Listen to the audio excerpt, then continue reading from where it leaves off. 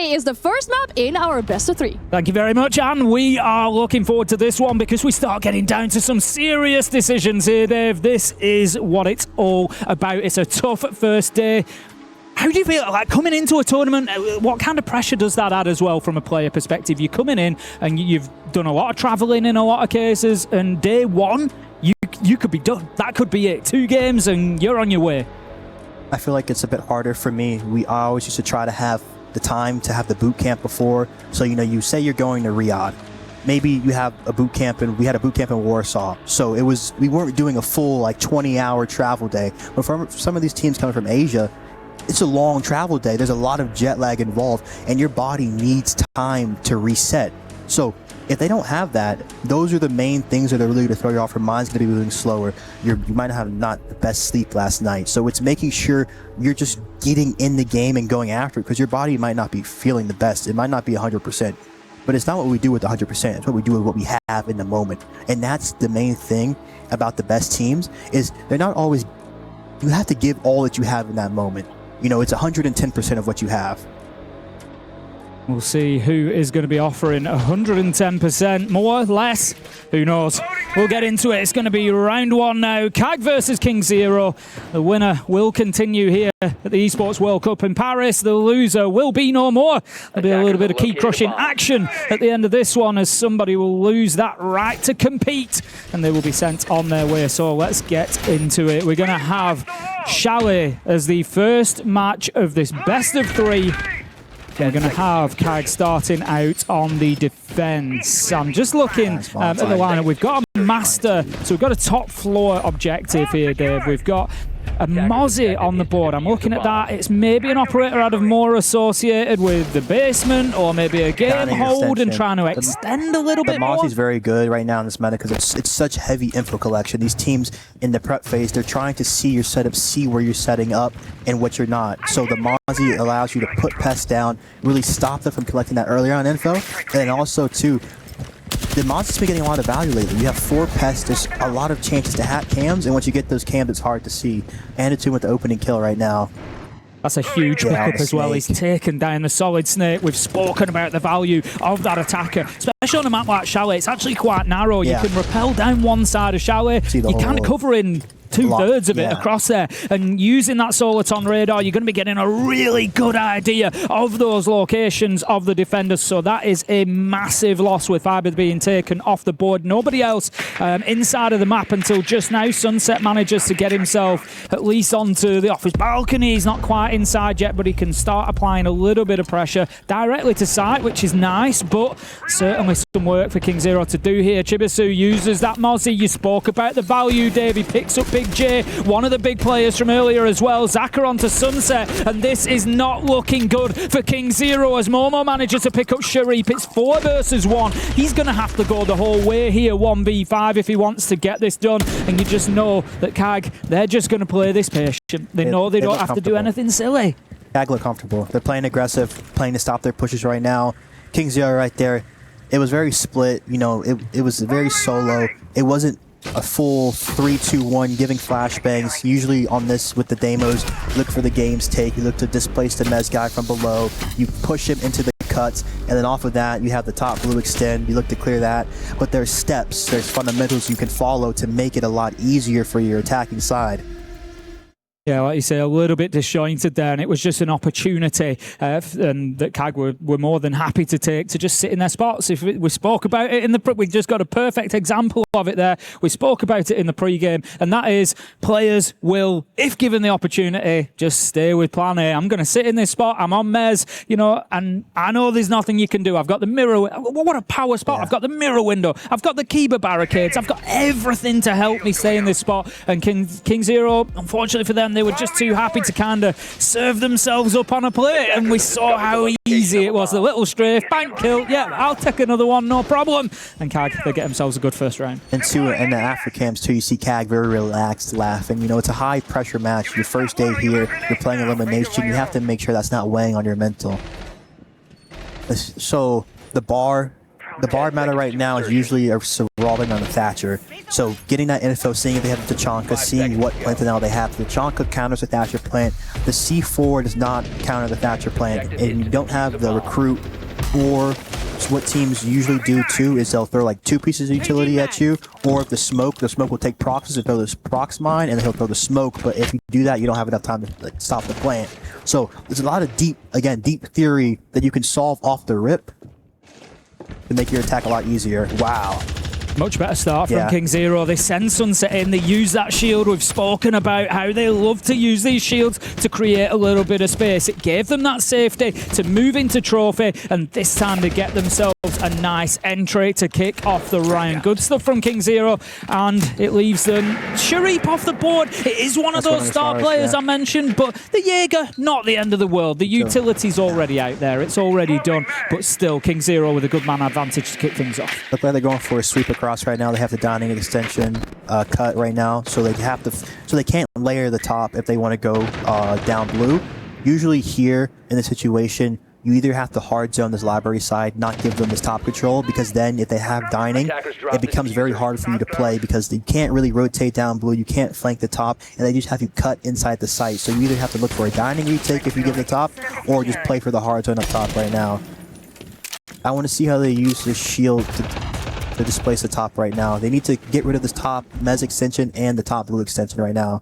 Probably going to have a guy walking site here. I feel like time ticking down is certainly not helping KINGZERO here, because they're going to get to a point where they need to take a little bit of a risk if they haven't got that top floor control. Like you say, maybe walk into site, maybe just see what they can get. But I feel like CAG are not the sort of team that are going to be caught out by that. Like you say, they're nice, they're calm, they're cool, they're collected, and DD fires the nitro out of the window. KZB manages to pick one up onto Zaka. 4 versus 3. KINGZERO keeping themselves in the fight, but CAG always there with the trade. Chibasu onto Momo. KZB gets himself another. Make it 3 in the round. He's going to go through them for fun here. 3 versus 1 now, and it is all up to DD to hold on. I said in the pre-game he was quiet against Fnatic. They're going to need something real loud from him now. Let's see this. KZB walking Mez. They're using the Black Bridge to take the space. Tried to pop the pipe. They rotate stock side here. It's winnable from stock. KZB, yeah. Tries to hold his position, but KZB goes 4K in the round, and it is. I think that was essential for KINGZERO. I don't often say that about like round 2, right? You know, lots of things happen through the course of a Siege match, but I feel like on this stage, elimination on the line, you know, it's the first time, as we've said, that these guys are in that position, whereas CAG have got so much experience to fall back on, getting that opener there, and then being able to follow it up and level things up, going 2-0 down, 3-0 down, it's going to be straight in the head. So I think they're leveling that up. It just maybe settles a few nerves. And honestly, too, Tim, the hardest thing sometimes after the opening is finding the next play to go for, because sometimes you're always trying to pick the perfect play instead of just making a play. And together they used the pressure, they had the Mez walk up, it was great, it was in sync, and they ended the round smooth and together. Let's see, they're bringing out more traps right now, so they're bringing out the Ella, the Thorn to stop the shield play. The Azami is good to stop the cut play. They're bringing out, I want to see what this Nook walk does this round. Could be looking to go south. I switch to the Thatcher cap. Could be a little, the Thermite, no, it's going to be a library over here. Maybe, have you seen the sends? They sends the site and they plant default. Yeah, I think it's going to be this right here with the cap too. Yeah, they've got the Capitao as well, so you're going to have a lot of that smoke utility. The Thatcher, do you think that is a little bit of a response to the gadgetry they face? In particular, I'm looking at Anaton there on the ward, and Thatcher gives you a really good response to that. Yeah, and I feel like that's the thing people don't think about a lot about Thatcher now, with the AMP being more of like a laser beam, that you can get rid of the Solus, the Warden scanners from a relatively safe position, sometimes being outside of the map, just being able to shoot it to him. So it's a very cheeky thing that you can do. See some early cheese coming out from Shuri. That's great too, being 0-2, not being afraid to go for a play. But they have good coverage on it, kind of baiting it here. Yeah, they definitely want him to go. They've got a good idea it's going to be the case. We did question maybe how prepared, you know, could they be? Not that they, you know, that they wouldn't be prepared. They'll, of course, have done everything that they can, but they certainly have a good read here, whether it's via intel in the map or maybe something that they've picked up in that preparation before they come into the game today. But I'm certainly aware that Sharif fancies himself a little bit of a jump out to get things going. But right now, CAG, they're almost kind of hands-off, aren't they? They're quite happy to sit here and say, if you want to play slow, you play slow, because because at the end of the day, that only benefits CAG on the defense. KINGZERO are burning their time a little bit here, and they need to think about getting moving. We're a minute and a half in, nobody inside the map yet. And that was the same theme on their labs attacks too. They were very slow, very methodical with their opening of the round. And I feel like if you play that well enough and not give away your opening kills, you can really have a great advantage in the late round because there's so much avenues open that you can use in the round and just walk through with no information for the defense side. Dining the site, we have bar player right now. I don't think he knows, or does he know? Looks like he knows. Whoa. This is the thing against Shurip. You can know all you want, but if you don't hit that first shot, you're probably going to lose the fight. Shurip picked up a beautiful headshot, and that's a problem for KINGZERO. He's been there for 2 minutes, unmoved. They've been aware of his position, and he still comes away with the entry. They can't allow CAG that sort of breathing room. It is going to be a big problem. They're just now getting themselves that office breach. Really feels like KINGZERO behind the pace here, Dave. Very slow right now, especially they're just giving them the map here. They're probably playing a basement WinCon flank for below. You saw them making sure they have that control with Chibisu. Oh, Chibi's back in the same spot here. Is there intel? Oh. Takes a couple of shots, nearly finds his man. He's just, he cannot be allowed to operate like this in this position. Big J does manage to get one from the hatch. That levels it up at 4v4, but with only 20 seconds left in the round, it could be too little too late because now CAG can start doing this. They can just start playing little games with them, taking peeks, taking fights. Saka one, Anaton another 4 versus 2. The fight through the window does not go KINGZERO's way. Chibisu picks it up, 4v1, and it is up to Sunset coming down the stairs. He is not going to win against that wooden shotgun, and that is a really nice defense from CAG, but I feel a little bit KINGZERO have got themselves to blame there. They've not done enough to disrupt them. I just feel like they're not really taking pace to the round. You know, it's low time. Everyone gets the kill in sight. Maybe you try to drop the sight, try to throw a wrench, throw something different in the round. Because if you're just clearing the way they expect you to clear or playing the way CAG expects you to play, they're always going to be up ahead against you with just their rotations, with shoot flanking, with the players doubled up lower soul, with the zombie to close up the trophy window for the retake, with the ward and shotgun there. You have to make sure you're always adding a different element that will throw off the defenders or your opponent if you're on the other side.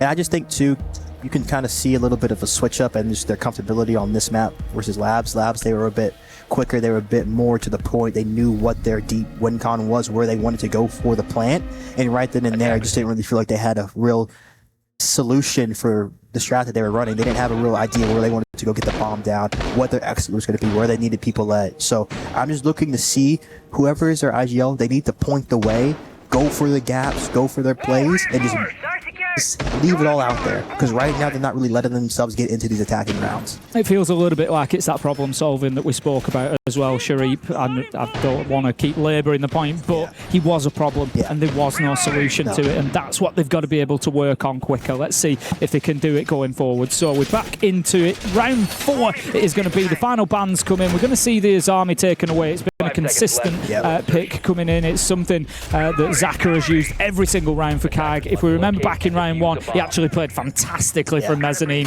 behind those Kiba barricades. So I think this is definitely one of those bans where you look and, you know, within the teams quite often, it's right, okay, that's been the problem on that side, so we take it away for the next time we have to go back and attack there. So the question here for CAG really is, what do they do in response to that? How are they going to keep hold of those areas without the Azami? Usually just bring the castle here, and then a lot of the times those areas become a lot more of layers, and you don't really look to, I mean, honestly too, you can play the top mez spot, but there's not going to be much help for you. You're really playing there to waste time and for your life to die, and that becomes the real part of the round. You usually have a guy on the office side holding the deep angles into library, so you have some type of help, but usually it just becomes more on that player playing for his life, playing to see how many kills he can get, and then his team just tries to float around him and help.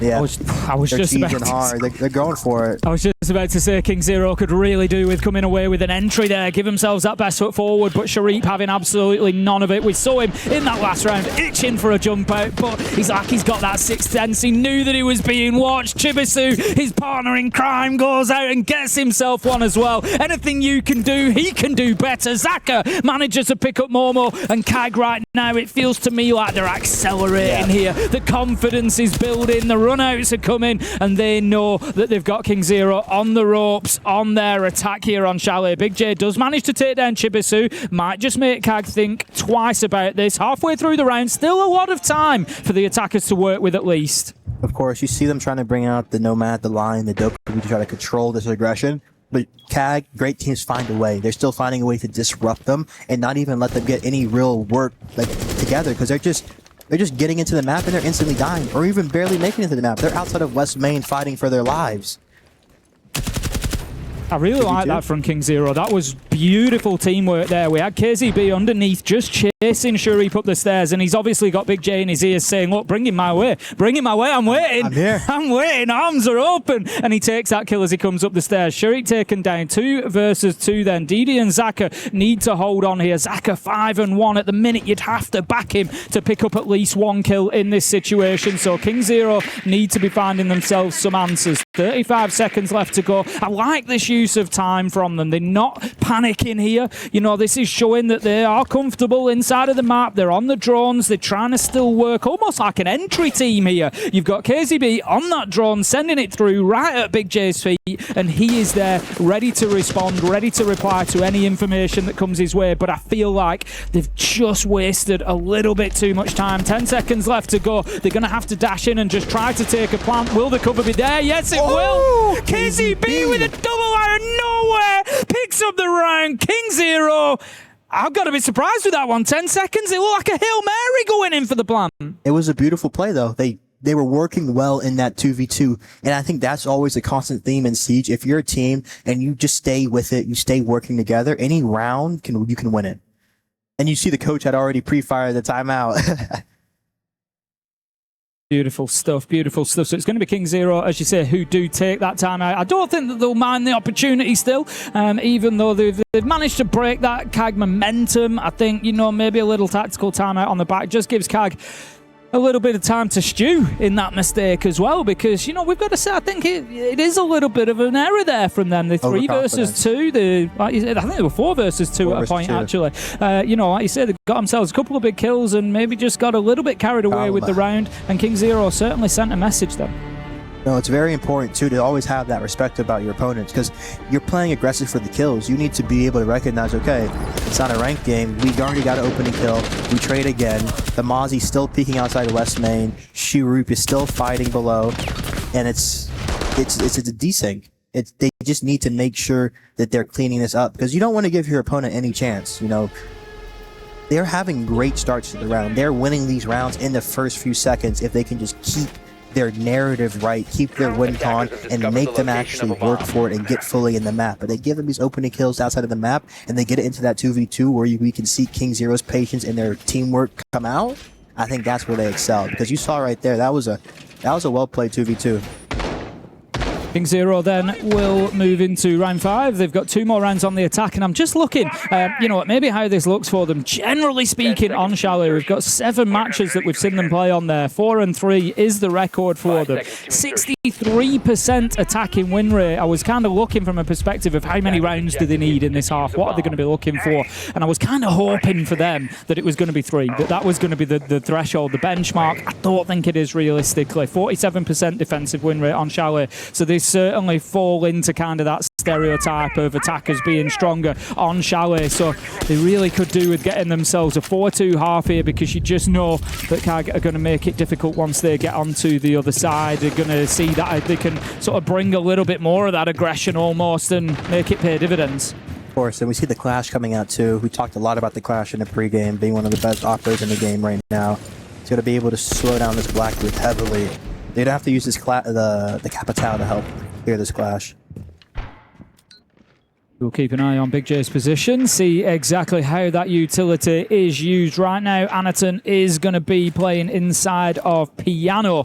The site that we're looking at is Bar and Gaming, so this is quite a broad spread from CAG up on the top floor. We usually see that trifecta, library, mezzanine, top blue stairs, but they've decided here to actually extend out further and just stop that sweep coming across. Quite often we'll see attacking teams get themselves inside of Solar, nearly punished again. Chibisu out of the window. How about that for timing as the man just gets himself up onto the rooftop to safety? Does he know?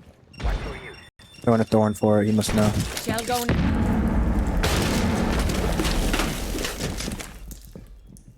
Gonna see KINGZERO. Same spot right now as the last round here. They're not gonna have the full mass out of control because the Clash is gonna be stuffing top blue here. They need to work to clear this Clash. Already burnt 1 minute 45 of the round here as Anaton, and really all they've done is push him back into another power position. Like you say, having that utility in place, ready to go to be able to clear this position is going to be key for them. The Rotero goes in. It is going to move library box at least temporarily.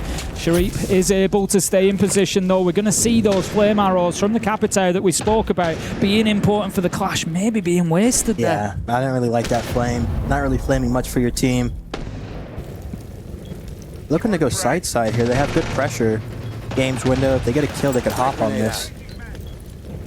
It is going to be sent in. Does he see the opportunity to find the kill inside of storage? Not yet. Sharif manages to get one onto Fiber. The push finally comes into library. KZB has been a shining light for this team so far. 7-2. Does manage to get things going again. 3 versus 3, 3 versus 2 as he takes down Didi, and out of nowhere again, KINGZERO might just be able to forge themselves an opportunity to get in here and put this diffuser down. KZB manages to find Chibisu, and that's going to leave us now in a 1v2, but Anaton, he's got that top floor, he's got that vertical that he can work from. Can he find the plant going down? No! Sunset, ready for the drop, takes him out. KINGZERO find themselves in the lead. There's a 3 you asked for.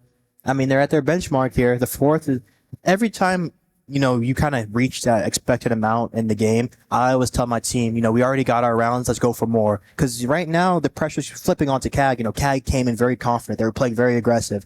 Now, they just kind of got punched in the mouth. They're down now, so you have to react.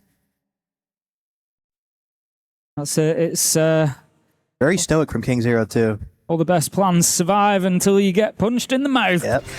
We'll see exactly what response they've got. Final attacking round, CAG. I think, you know, like you said in that previous round, we were talking about this in a sense of coming in. Can KINGZERO get themselves enough? We're now having to flip that on its head and say that it is CAG that are backs to the wall here, because we don't have a lot to go on for CAG. It's not a map that they play an awful lot of. We've only seen them play it once recently. That was back in March. It was an 8-7 win, so it took them all the way to overtime. And in that matchup, their attacks weren't great. Yeah. 50%, 4 out of 8. So CAG really need this one for me. Really do. I think, again, KZB, the coolness, you know, because a lot of players would throw those smokes, drop down, but he's patient. And I feel like that's the key too for KINGZERO being such a new team, to just how composed they are in these late round scenarios. And that's the most important thing about Siege too, because I feel like the defender meta, it has kind of, it's shifting a little bit into like that slower pace on the attacking side, where you can kind of let the defense kind of marinate, and they're going to kind of make mistakes in the late round because you kind of congest them. You can maybe see CAG playing for a little bit more space here, playing to really make them clear through instead of playing just the automatic layer back off the time, making it about kills more than the time. It's a master bedroom hold for CAG on this final defensive round for them, and as you say, there's a presence kind of all over the place at the minute. They've got Zaka out on mezzanine, which is exactly what they've succeeded with in the past, but last time around, KINGZERO were ultimately able to find the answers. They did win the attack onto this site last time around. Zaka was left out in the cold, as far as I remember. He didn't really manage to get himself into the round or have the same sort of impact that he did in round 1. So I think something, you know, maybe CAG need to do is think about their own flexibility, and when it's time to maybe give up those holds, if it's something that KINGZERO are not playing into, if those opportunities are not going to present themselves, because you don't want Zaka just out for that long. He's not had a kill now for a few rounds either. 5 and 3. He was certainly big to start with, and they need to keep him in there. Going for a dining kill here. Looks like they're trying to work Chibisu. They have a drone on him, but they're gonna foot pressure right now.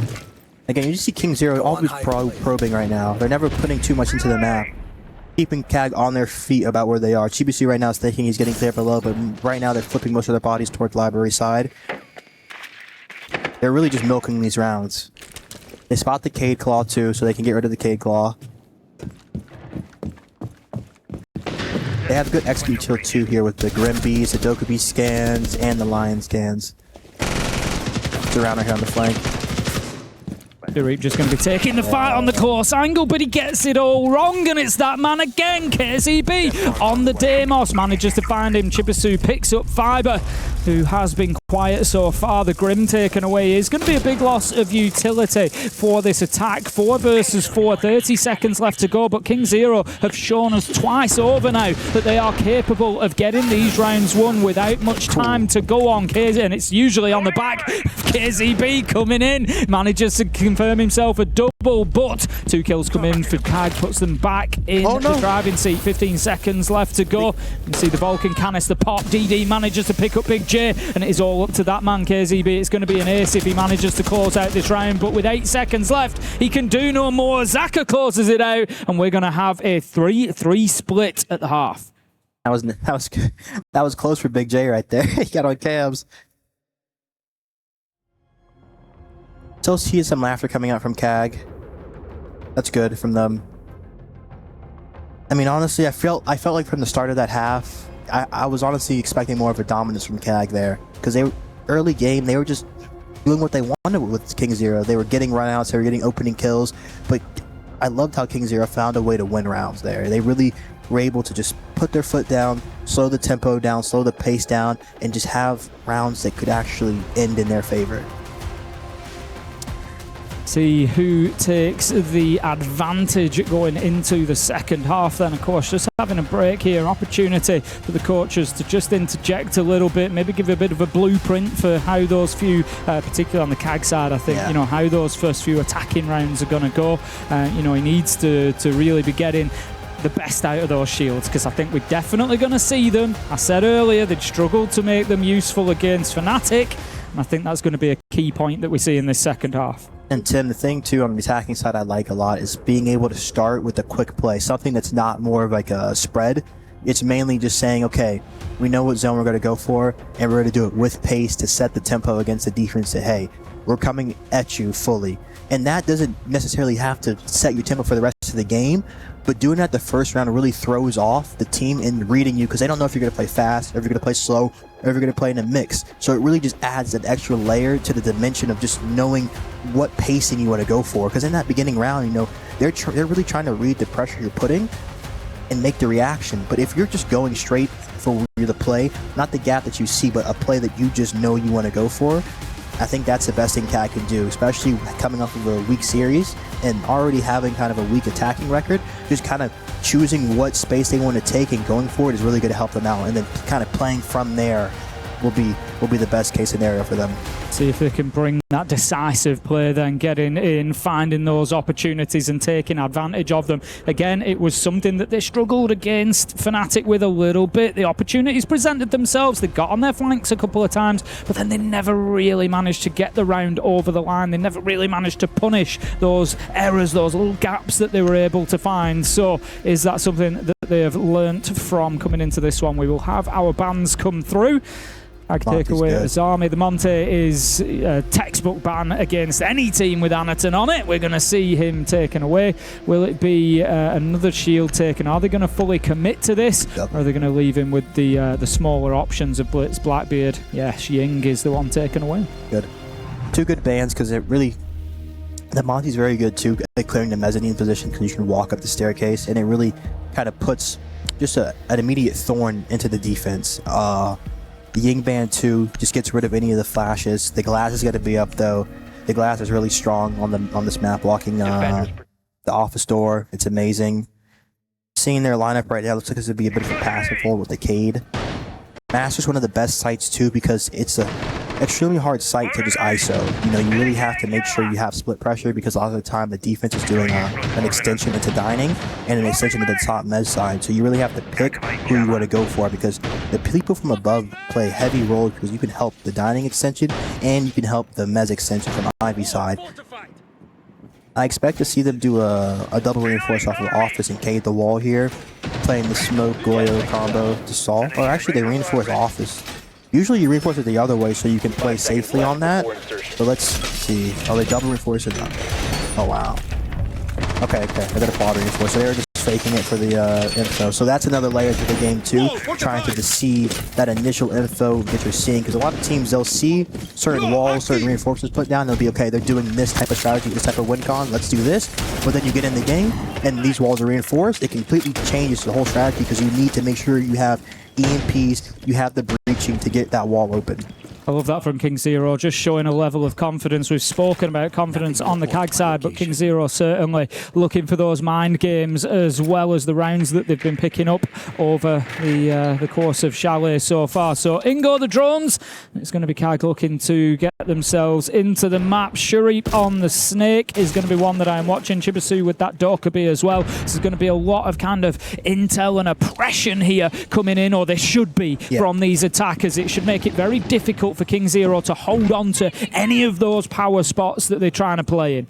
Of course, the Dokubi is really good, because especially if you time the calls really well with the players you want to clear, it makes it almost impossible to answer the call. And if you do any chip damage to the players, the call can almost finish them. So it's very important just to make sure you're using the Dokubi extremely well and in sync with the actual plays you're making. I'm going to go for a nade, clear, a hop, the ace.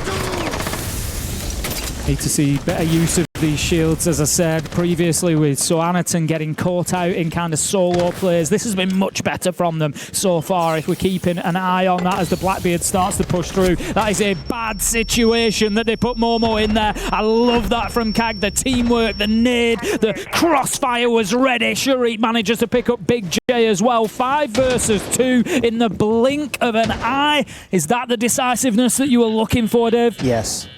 It was. You know, they had the right ops, they had the util in place. They made sure that they know if we're going to go for this clear, that there's going to be a dining player dropping, going for the extension. So they were layers deep ready for that.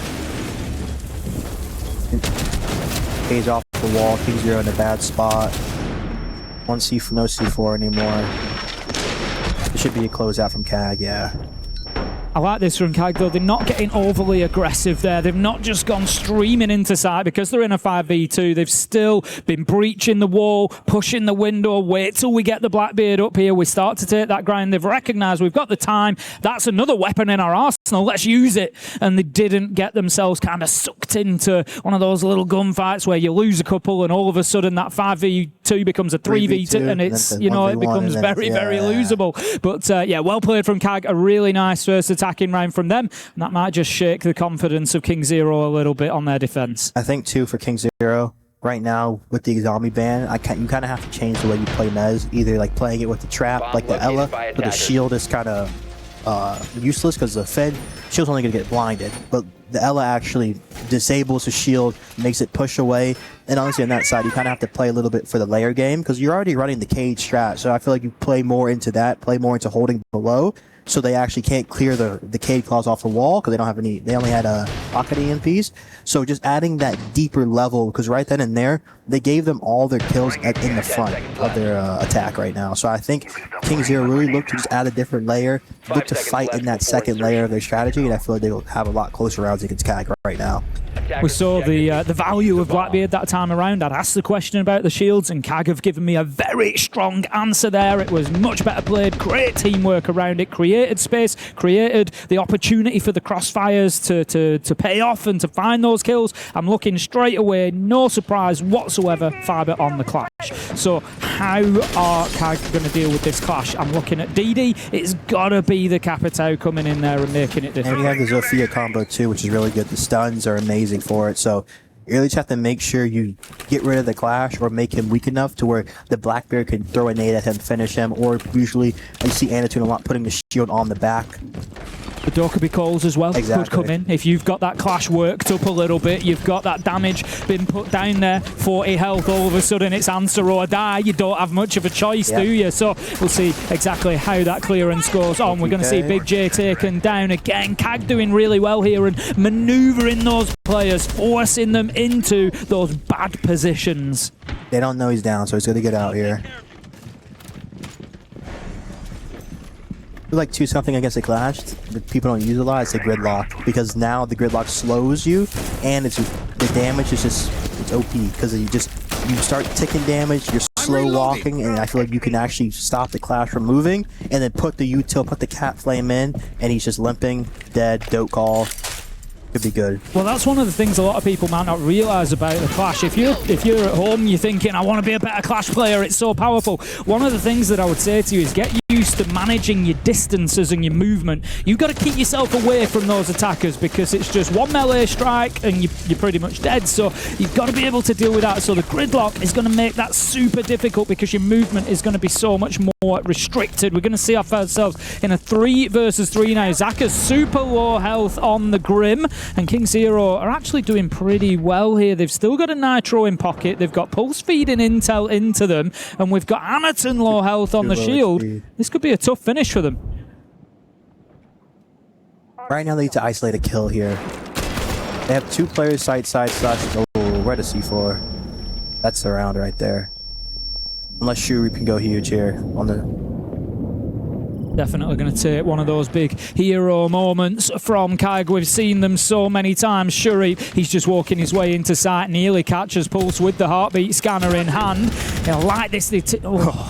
Gosh, I was just going to say, I like this. They're teaming up. They're using the shield. He's going to be the magnet for the attention, but unfortunately, he was the magnet of Shuri's attention as an unfortunate team kill comes in. 10 seconds left to go as Shuri tries to make his way in. He's taking chip damage along the way, finds one, can't find another. Sunset with the trade, and KINGZERO actually played that really nicely in that 3v1. They separated themselves, so it wasn't possible to fight both sides, and Sharip, he has no choice but to take damage from somewhere. Amazing round from them. You know, they were really able to use the space that they had and really make sure on the library hard zone, they're getting kills, they're weakening that attack to where, sure, they get library control, but it's with 2 people who have very low HP, and the other player is in dining side who can't really affect the round because they've already layered back safely, and they have their player lower blue holding for that. They have a double stock, which is usually the best places to play because if they have no nades, they can't really displace you too well, and the pulse can collect info on where they're going in library, and we saw that with the C4 kill on the weak player. See a timeout coming out. Yeah, KIG going to be calling that tactical timeout. It's an early one. It is an early one in terms of their attack. They've had 2 attacking rounds, won one, lost one. Yeah. I feel like maybe you give it another go. Yeah. Maybe a little bit of relaxation needed there. Just give it another round or 2.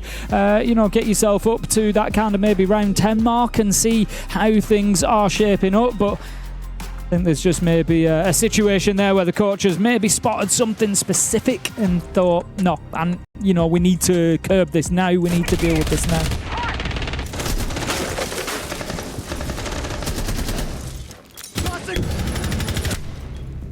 As we continue, it's going to be important, of course, for KINGZERO to try and build a little bit of momentum. Haven't really seen that from them yet on the defense in the 2 rounds. It's been win 1, lose 1. This time they're going to go back. This is quite interesting, actually. They're going to go back to master bedroom. We saw this from them back in round 7. It was the site that CAG were able to win. They won it pretty comfortably as well. It was really nicely done. The attack from CAG came into library in big numbers. There was nades, there was shields. It was very difficult for KINGZERO to hold on from that side. They lost a couple of players trying to do so, and then CAG were able to close out the round easily. But KINGZERO saying, rather than continue with that rotation, actually, what we're going to do is we're going to back ourselves to get that site. We're going to go back, and we're going to try to take top floor. Let's see, the Dinar is really strong right now, too, to shut down Highway. They're bringing that Ella out, like I said, to stop that initial shield entry on the library side. It's going to be great. They're bringing a lot of traps with the Thorn, too. The smoke's going to be great Sol on the Soul side right now. They're going to have weak win con from below, no solos, no C4 really for that potential. So it's going to be on the top fights right now. I'm expecting to see them get aggressive here, especially with Momo starting really pushed up on this library double window. Looking to play for the opening kill.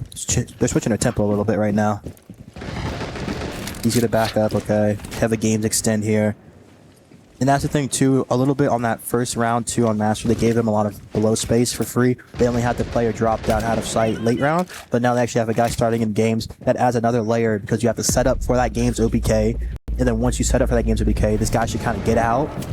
They have games, but then you have a kill, and then the round becomes difficult for the attackers here.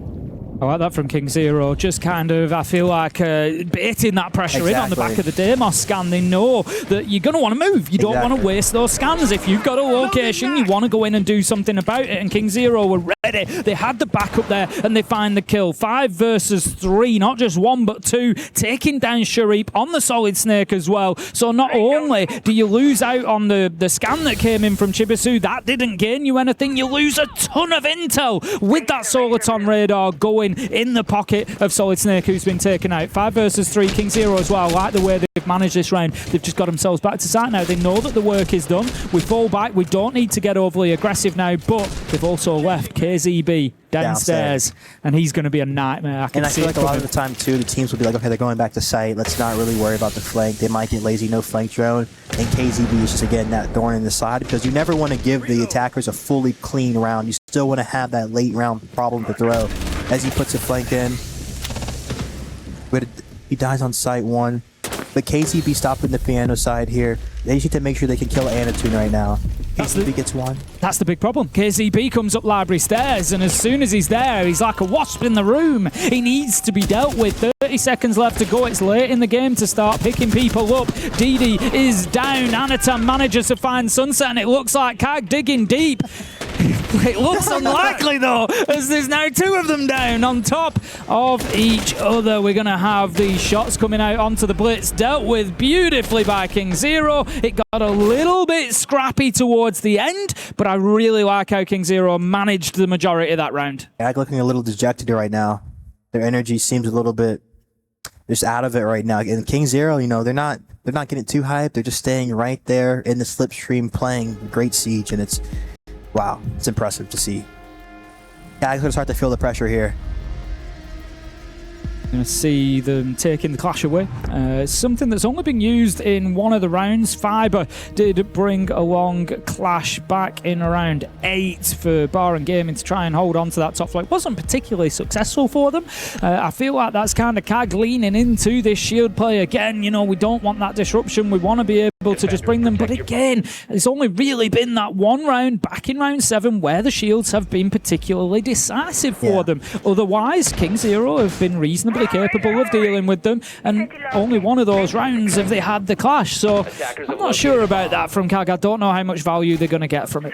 There's just so many traps up, especially if you don't ban that in your narrative in the pregame. You're leaving up the Thorn, the Ella, those, and the Denari too. They're all great stoppers against the shield, and making sure KINGZERO, you see them leaning more into that. They're bringing a lot of these rounds triple traps to make sure that they're covering these gaps. And the Aruni too kind of adds as another layer of trapping because you get to shut off windows, you get to shut off doors, and you get to re-trigger those gates.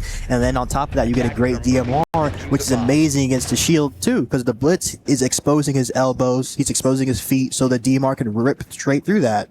Especially, like you say, with that DMR, it's just doing such high damage. You just one touch, that's it, and you're starting to find yourself in a pretty bad spot if you are on the shield. So let's keep an eye on Anaton throughout this round. We'll see how much sort of impact he can have, how much value there is in that shield, because I always look at the bans. It's one that I often talk about with the Cade and Bandit double ban.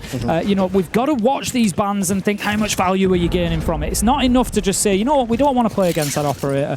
You've got to get more than that out of it. If you're going for the Cade Bandit double ban, for example, you've got to be getting in there. I want to see walls open quickly, and I want to see pressure applied, because otherwise you're not using it. Why do it? The clash ban, you've got to be getting aggressive with the shields, taking space, and you know, making them pay, because otherwise there's better value elsewhere. Of course. Starting a lot slower right now. Put some pressure Soul side, which is really nice. A lot of teams, they'll bring a pair of smokes in the ace or like the bottom of the Soul window. They'll put that initial pressure on the Soul wall, make them think they're going solar side, and they'll flip into the library side clear, because they'll usually layer the zone here. Not playing top mez, which is very good, because again, the top mez position without the zombie becomes pretty much like sometimes it becomes a free OPK if you don't play it correctly, if you don't play more for that mid-floor power. So you really have to lean into just the narrative of the game here. Instead, on that library side, what they've gone for is more of a Denari hold. We've got quite a few trip connectors in there. So I think, again, just trying to make it difficult to hop in the windows. And it's not about stopping them, it's about burning time. Exactly. We can see, there's just a couple across there that are going to be difficult to clear, and it becomes a utility sink. It becomes a time sink. It becomes another problem to solve. Or the CAG look at it and say, do you know what, we just go elsewhere. As it is, they're going to try to get on in. Fiber manages to pick up DD with a headshot. Anaton is there, one onto Big J. I was asking how much value do you get out of that shield, and he starts with some for sure. Momo manages to pick up Chibisu though. 4 versus 3, 50 seconds left to go. Plant does go down, however. KINGZERO now playing on the retake. KINGZERO right now, they're in a good spot, honestly, for the retake. It's low HP. The win con is a little bit weird. They could probably play from lobby side just with the ace charge open, so Saka needs to really stay alive right now. They'll be retaking down Soul, Shirip on the cross, one Styles across, double Styles. No fear coming out from KINGZERO. They're going for it. Greatness is a couple of opportunities to prevent this. Last guy's outside of... Can he stop from the hatch? They plan it wrong. Oh my gosh, they didn't plan it right for him. Brilliant. Fiber's going to get this secured. Momo manages to get that final kill. KINGZERO getting the job done on the retake. Really nice stuff from them. And just again, a couple, it just feels like the same as I said about CAG against Fnatic earlier on. Just those couple of missed opportunities. Shirip there, he has 2 dart across, and it's not an easy hold from Trophy Window to prevent that movement, but they both get away with it, not once, but twice. And that is the killer, because then you're having to fight into them because they're in the position they want to be in then. So Shirip, just a couple of marginal missed opportunities, but those are the fine margins that we are always dealing with inside a siege. Great stuff from KINGZERO, really impressive, and they get themselves up onto map point 6-4 now. Amazing too. A lot of people don't know about that, but if you do plan a little bit more the default spot to the right in the plants, big window does stop that. So that was a good play from Shirip. It was just unlucky that he didn't have the cons and to plan it in an off spot. So yeah. And that was great retake from KINGZERO, keeping it calm and making sure you're going for the round. Because you see a lot of teams that end this retake that they kind of don't leave themselves enough time to actually go for the round. And that's the thing. You have to make sure you attack each round with everything you have. 5 seconds left. Yeah, then this could be the final round of Chalet for us as CAG battle to keep themselves in this one. If not, they will be 1-0 down in this best of 3 and only 1 map away from exiting the Esports World Cup on day 1, which is certainly not the position they will have wanted to find themselves in. Also looking to still get themselves that first map win in international play in a good long while. Unable to do it. Rotero drones going to go in, start clearing the path a little bit. Barbed wire goes, utility cleared. That might just give Anaton a little bit more breathing space to go and take some ground. Going for a sweep right now with the ace across from the master side. They have the Grim, they have the Cap outside of library too to make sure you can clear this corner position. They have the Blackbeard again. I want to see where they use this entry through. That's the main thing, where they use the Grim Bees and then where they use the Blackbeard to really catalyze their push here. Anaton is going to look to get himself inside of the map now. Into Trophy he goes. He's going to be joining Chibisu as they try to move on up Solar Stairs. Bones will go ahead, just feed that little bit of intel. Zaka moving across above. They're taking good ground here, so this is a good start, but let's not forget it is Baron Gaming that they are attacking onto. 1 minute 15 into the round, no opening kill yet. Half map control taken on that top floor, but still we can see important utility there. Laser gates, shields, a lot to be dealt with here. Yeah, I mean, right now, CAG, they're taking all the space that KINGZERO wants them to take. I feel like a lot of the time on Chalet on the bar, it's very important to start out with the corner clear. Because once you clear the player out of the library corner, it makes it so you can ISO the site or you can go into the clear. It makes the defense not able to know what you want to go for, but they still have the guy in the corner. It allows KZB to play a lot more aggressive in the basement, and also too, it gives you a deep state to be able to leave library, the top mez and the top blue player, and leave your player in the corner and play C4s off of him, play smokes off of him, be able to stall that time because they're running the smoke and go combo. Yep, they're playing the layer game here. Didn't give him a kill. They did a full layer right now. I would like to see them either play for a dining retake, but it looks like they're not going to have the bodies to go for that here. It's going to come down to the stock execute in the lower blue plane. and Fiber and Mud. It's a good cheese play right now. Sunset took a bunch of damage there before he was able to drop away from sight, so it's going to be something for KINGZERO to manage. But how about this? Almost gets himself a kill on those stairs, but is going to be able to keep that storage wall closed. That could be critical inside of this round. The Blackbeard is looking to punish, though. That will allow the wall to be open, but it could be too little too late. 20 seconds left to go.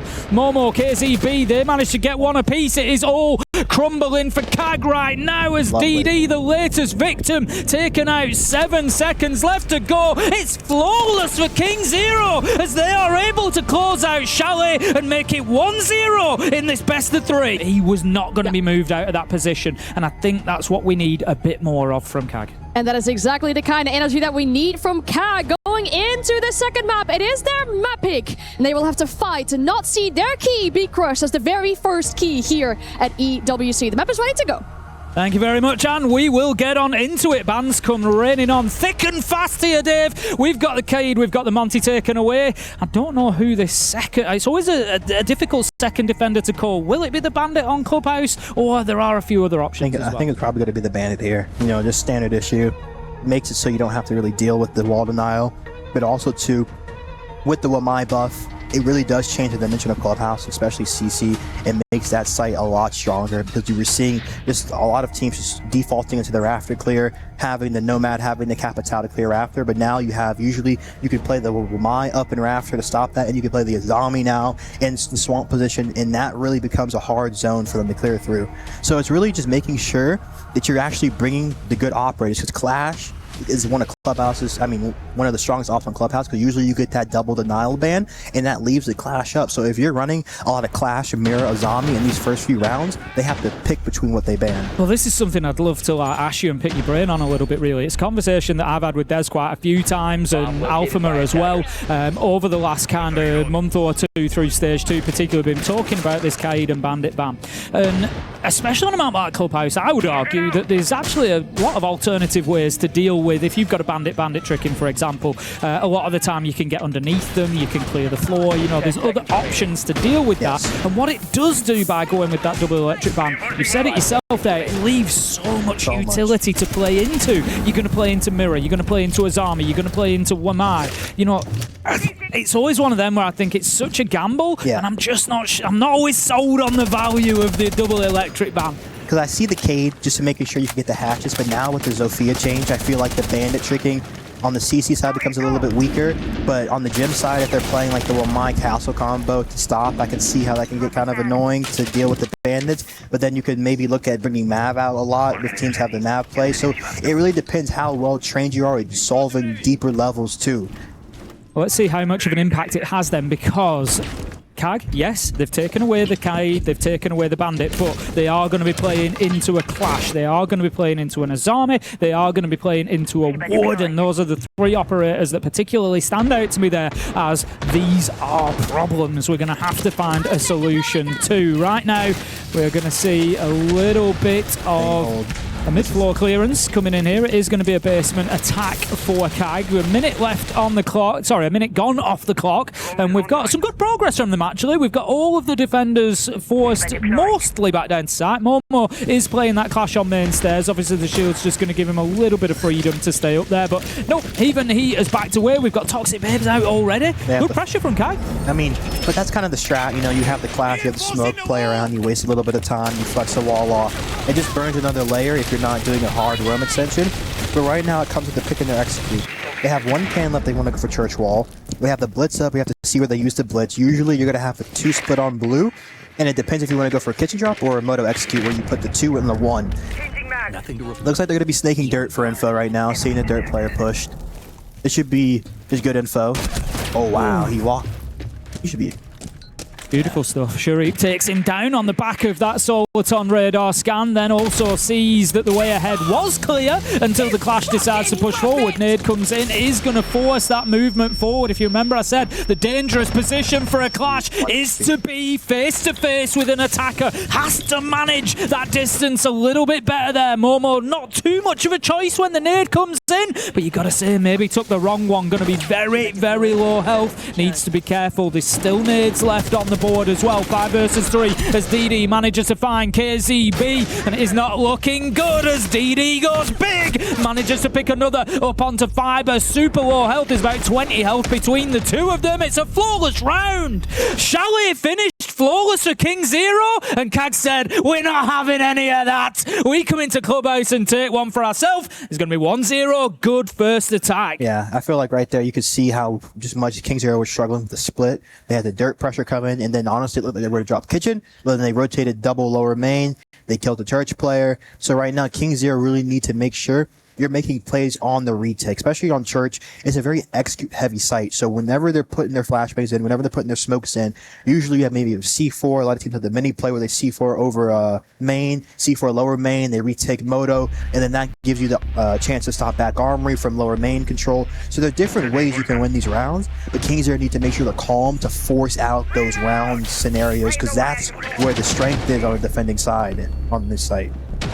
Let's get into round 2 then, see if CAG can build on that confidence, that momentum. It was something that you said in the break there that they needed to bring into Clubhouse there, was to get up in the faces, play decisive, take that ground and back themselves. And boy, did they back themselves in round 1. KINGZERO were backed right into a corner and had no response. So round 2 is going to be gym and bedroom this time around. Again, we're going to see DD on the thermite. So 3 exothermics, I would expect to see 3 breaches pretty quick. Construction wall, jacuzzi wall, maybe CCTV wall. It depends, you know, how much utility they see in setup over that side. But as expected, straight onto that construction wall makes that rotation particularly difficult. And I feel like too, it's honestly the best for the attack, because having that big wall open, it makes the gap a lot easier to walk through. The angle is not as tight with the can. They can't just be holding and you have to crouch peek it. The thermite allows you to really swing through fully and take that gap on con side, because if they're sitting cash side, it creates a gap if they have a person below. But looking right now, they want to go for a cash hard zone with the Wamai Jaeger combo, and they should float the clash over to help. I'll back you up on that. I'm a big thermite supporter, a big thermite main. Might be my age, could be my skill, I don't know, but I'm going to keep claiming that it's the big old breaches. I think it's the brain, your brain power. Makes life a little bit easier, but the push continues from CAG here. They are getting themselves now established inside a CCTV. Momo takes damage, as does Fiber. They're being pushed from pillar to post at the minute, and they are very conscious of making their way across that breach. Nobody on there for CAG to be able to take advantage of that, but again, I commented on it last round. I'm going to say the same thing here. We're not even halfway through the round. They've all been forced back to site. They are now playing very, very much within touching distance of each other at KINGZERO, and that is going to make things a little bit more difficult, because multi-kills on the side of CAG become very, very possible. Have the info. Great flash play. You know, I feel like right now at KINGZERO, they're kind of just giving them too much, not really putting their foot in the round with these plays like you saw on Chalet. So I feel like it's just, they need to really find where they want to go for the hard zone, because even on that playthrough, they didn't really have any range breach to get the cast wall open. They kind of just gave them that space without making them take it. Good play with the clash. Wow, that's a Blackbeard. That's big. Yeah, really beautiful headshot there. Usually we expect the clash to be countering shields by using that electricity, but instead just using that secondary. Sharif, however, manages to find Momo. 4 versus 3 CAG. Smell blood in the water, start pushing forward. Chibisu, DD, Zaka get 3 in quick succession. Take round 2, and this is looking like a different CAG than the one we saw on Chalet. We don't see them play Chalet a lot. It was a good choice from KINGZERO to take them there. They got themselves the map, but on a map like Clubhouse, where CAG are 5-1 in recent history, they are showing that they are so much more comfortable. No, it really does look just in their plays, in their ground, and on the execute too. They're really making sure that they have pressure points from all over the map. You see Jaeger trying to swing to retake on, but they have a player hopping through gym. It's just being in sync right now. They look much more confident in their plays they want to make and the plays they can make. And also, too, it's also being aware of the plays the defense can make against you to stop your strategy. Very important. I don't want to, you know, particularly sound the alarm for KINGZERO just yet, but I can tell you that if we look at those 6 matches that have been played over the last few months, CAG are actually better on the defense generally. They've got a 63% win rate on the defense. So coming out here so strong, getting a 2-0, if they can take a 3-0 sweep and win every defensive site that KINGZERO choose, that puts KINGZERO massively on the back foot, because I would say the same thing for them. Their best side is the defense. So right now, CAG are loving what they are seeing. Yes, I think right now KINGZERO need to look to just plant their feet, actually play for the fights, and just try to shut down this Blackbeard. They need to bring some traps for it, shut it down, and I feel like that'll clear a lot of the spearheading away. Bringing out the Maestro, we don't see that a lot. Not on a CCTV hold. I mean, we used to see it once upon a day, maybe the bubble up on the catwalk to try and help up there, or, you know, maybe make it difficult for that shield if they're going to be getting zapped. Or, but ever since the years and years ago that we had the Maestro changes that make them easier to deal with, we stopped seeing a lot of that. Shuriip does manage to pick up Fiber. I think that's going to be on the back of a little bit more of that Soliton radar intel as well, just making that F2 sing right now. Absolutely flying. 4-0.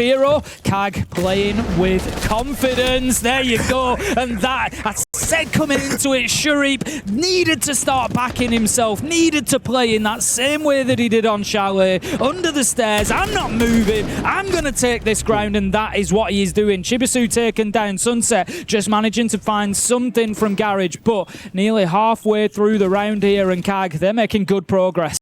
Yes, CAG really working well together. It's a great spot with the gap by Shuriip and not being afraid to take it. I think KINGZERO need to bring out more traps right now. You know, they're kind of getting walked on, not really a clue where the gaps are. Sunset making a play outside garage right now. DD on the cam. He's going to rotate. Flipping the rappel. Oh, good shot by Sunset. That's bomb down outside of stock. That's going to slow down. Absolutely beautiful stuff there to take down DD, but I think a lot of the work there from the Thermite that they wanted in terms of utility has already been done, but taking a gun off the board is never a bad thing. We're going to see more of the bees going in, and there's the sting in the tail as Zaka manages to find one, gets aggressive, pushes through, does find the down onto Sunset, 2 versus 1. He's got Anaton as support, but he doesn't need him. Manages to find the 3rd, and that is going to be another round closed out by CAG. Beautiful stuff from them. And they found themselves now 3-0 and absolutely cruising. This could be a speed run of Clubhouse. CAG are heating up right now. Again, KINGZERO, they just look a little bit lost right now, especially in the early round. I feel like if they bring some, you know, maybe drop some of the utility and bring some more of these gadget traps, it'll just give them better chances to be taking gunfights accordingly. Because right now, you saw Shuriip walking in. They had no idea he was in tub. And then again, KZB playing alone on the gym side, no one helping to come rotate, just taking, again, 1v1s. You know, we need to see KINGZERO try to link up and play this trade game, because again, on Clubhouse, if you're allowing them to 5-man clear you slowly, it's always going to be attacker sided. You need to try to throw a wrench, make sure it's like 4v4, 4v3, give them a weak execute so you can make those plays late round. You feel sometimes that's a little bit more difficult on the defense, because if you team up, you put 2 players in one position, you're automatically leaving yourself maybe a little bit short somewhere else, whereas on the attack, it kind of feels like a little bit more you can work in those micro teams. I think you really have to be conscious, because in the defensive side, if you know you're giving up a gap and you're aware of it, you just have to make sure whenever you're powering something else with 2, you're doing it decisively and you're making it happen, and then you're flipping your attention back. You're not completely figuring out the gap, but you're making sure you have that aware, you make the play you need to make, and then you worry about that later on, because like there's only so many gaps you can take, usually the main wall, usually the con wall, so you can kind of give that up a little bit and then let that player in, and you can kind of squeeze back with your control with your site player walking up, and then the players who are layering back from the roam, and then you might even get 2 kills off of that. And honestly, 2, a lot of the times the teams on Clubhouse want to play a little bit slower on the clear, so kind of making them speed up and take those gaps will sometimes play into your favor too. See if that's maybe something that KINGZERO can implement then as we come into round 4. We're going to have the extra bands coming on in. It's going to be Grim, it's going to be Azami taken away. We've spoken about the power of his army, particularly on that catwalk. But as I said, by going with the double electricity ban, when that time comes and they're defending that site, you're still going to be dealing with Wamai, you're still going to be dealing with these other tricky operators like the Clash. Not on side here. I'm interested to see KZB here on the Scorpos. Huge player for KINGZERO, particularly in that last map on Chalet. Has kind of been a little bit invisible on Clubhouse so far. This could be a big moment for him to get involved in the game. No, it truly is. And right now they look like they're doing a little bit of a dirt split. They have Shuriep on the lurk. I don't think Momo knows he's here. Oh, now he does. There was still two out on the roam. It was KZB and Sunset who were out on the roam. Sunset has dropped back down to Oil Pit now, so he's going to be heading back to side. But Momo manages to get an absolute beauty out of par, picking up Shuriep as well, who has been electric so far on Clubhouse. 5 and 2 as he takes only his second death inside of 4 rounds, but great advantage for KINGZERO, especially when you're holding on to that basement site as well. You've got KZB up on the top floor. He's going to continue wasting more and more time here. There's nobody up there from CAG to actually challenge him. He can get back to site quickly if he wants to because he's on the Scorpos. This is really nicely set up for KINGZERO to win this round. We don't want to go for hard kill right now. He's layers on. It's perfect. Playing top main too. He shouldn't give them this kill at KZB. He's at 9 kitchen hatch too. He's going to transfer out. Perfect play. Paramoto drop. Oh. Just pop the flame for your team. Yeah, popped it good. That could have been very, very different as the Scorpos dropped down, but CAG continue to find answers. I wanted more from their shield play. They try to offer it, but Momo stares him down with the shotty. I can't believe KINGZERO have held on to that. Momo just pure bottle there. Not so giving Anna 2 was doing all the looking to make him. He was leaning. That. He's like, nah, I'm just gonna shotgun you right here. Yeah, man. I'm just gonna stand ADS. You do what you want, and I'm gonna win the fight. And we've seen the SAS shotgun actually be really, really effective against the shields recently. I've noticed it particularly over the last month or two, where they're in those close quarters fights and they only need the slightest of angles and you're getting a hell of a lot of damage delivered. And he knew that in that position. He got himself a few kills from there. Momo just, you said that they needed somebody to dig in, they needed to push back, and he was the one. Exactly. And I feel like too with the shield, the worst thing is always taking that chip HP before you get into the main play, because obviously it's going to change the way the main play works because you're such low HP that you can't usually spearhead as much as you want to, so it really does change the way you have to play the round out. Round 5 then, CAG still going to be happy with the position as it stands. I think, you know, we spoke about this on Chalet and we will again. They've met their benchmark for me on the attack. 3 was their minimum, and they are now looking for those bonus rounds. They're looking to go out there and let's just see what else we can take from them. It's going to be the top 2 floor sites that we will have coming up over round 5 and 6, kicking off with gym and bedroom here in round 5. They've got the mirror, but I'm looking at that Tubarao as well being brought along on top of the Clash to Wamai, and this lineup plays perfectly into what I was asking about, those 2 electricity operators being taken off. Look at the utility you're playing into now on the side of the defense, and if CAG can't get around here, can't get this done because of that utility, that's where you start asking about those bans. Of course, the Tubarao is extremely strong too, just to stall, especially on the cash side. With the DMR too, holding the deep garage angle. You just freeze this cache. You can freeze the server wall, slows the garage take. Then you can freeze the cache wall, slows the cache take. And honestly, too, with the Clash right now and the Wamai, I'm looking to leave the Clash top red if they want to clear through top red. Have him plant shield, have him plant feet, make them clear through. You play it from con, you make them have to go through with the bodies, take fights. Don't give them the space for free. As it is at the minute, Sunset on the Clash is actually inside of construction rather than top red. It's going to be KZB who was holding on to that position, but they've given it up in the face of Anaton on the shield. He's been able to go in and bully himself into that. 1 minute 40, and I just don't feel like KINGZERO have used their utility to hold on to the top of the map for long enough there. Especially too, if you bring the mirror and you're doing that, I feel like you should be doing like a gold mirror, so if you do fall back, it gives you a nice hard zone to stop Condor, because usually that's the main walking point. You stop Condor, you have a guy on the bed with the C4. It's great mini plays, but right now they're just giving him a lot of space. This guy on gym is basically cutting the whole site. They just need to clean this Clash, and then they can go for plant. Just setting up a little pre-place Nitro. Keep that one in the back of your mind. You might see it just being effective active later in the round. But you've got to remember, Momo is on low health as well. Jacuzzi wall will start being opened up. The challenge comes in. Shuri manages to take down the Tuberite. It wasn't much of a fight needed. Fiber will be there for the trade. 4 versus 3. The Clash is trying to get active onto the Blackbeard here, but it's not going to work this time. 2v2 as the Goyo canister does take DD down in the midst of all that. 45 seconds left to go. Anaton on the shield has got to do it all alone. Is he going to be challenged from top main here? They're both on main stairs. He's got diffuser in hand, so he could actually go for a plant here. I need to just be patient. He was just looking to bait out a little bit of attention. KZB comes round, finds the kill with the Vector.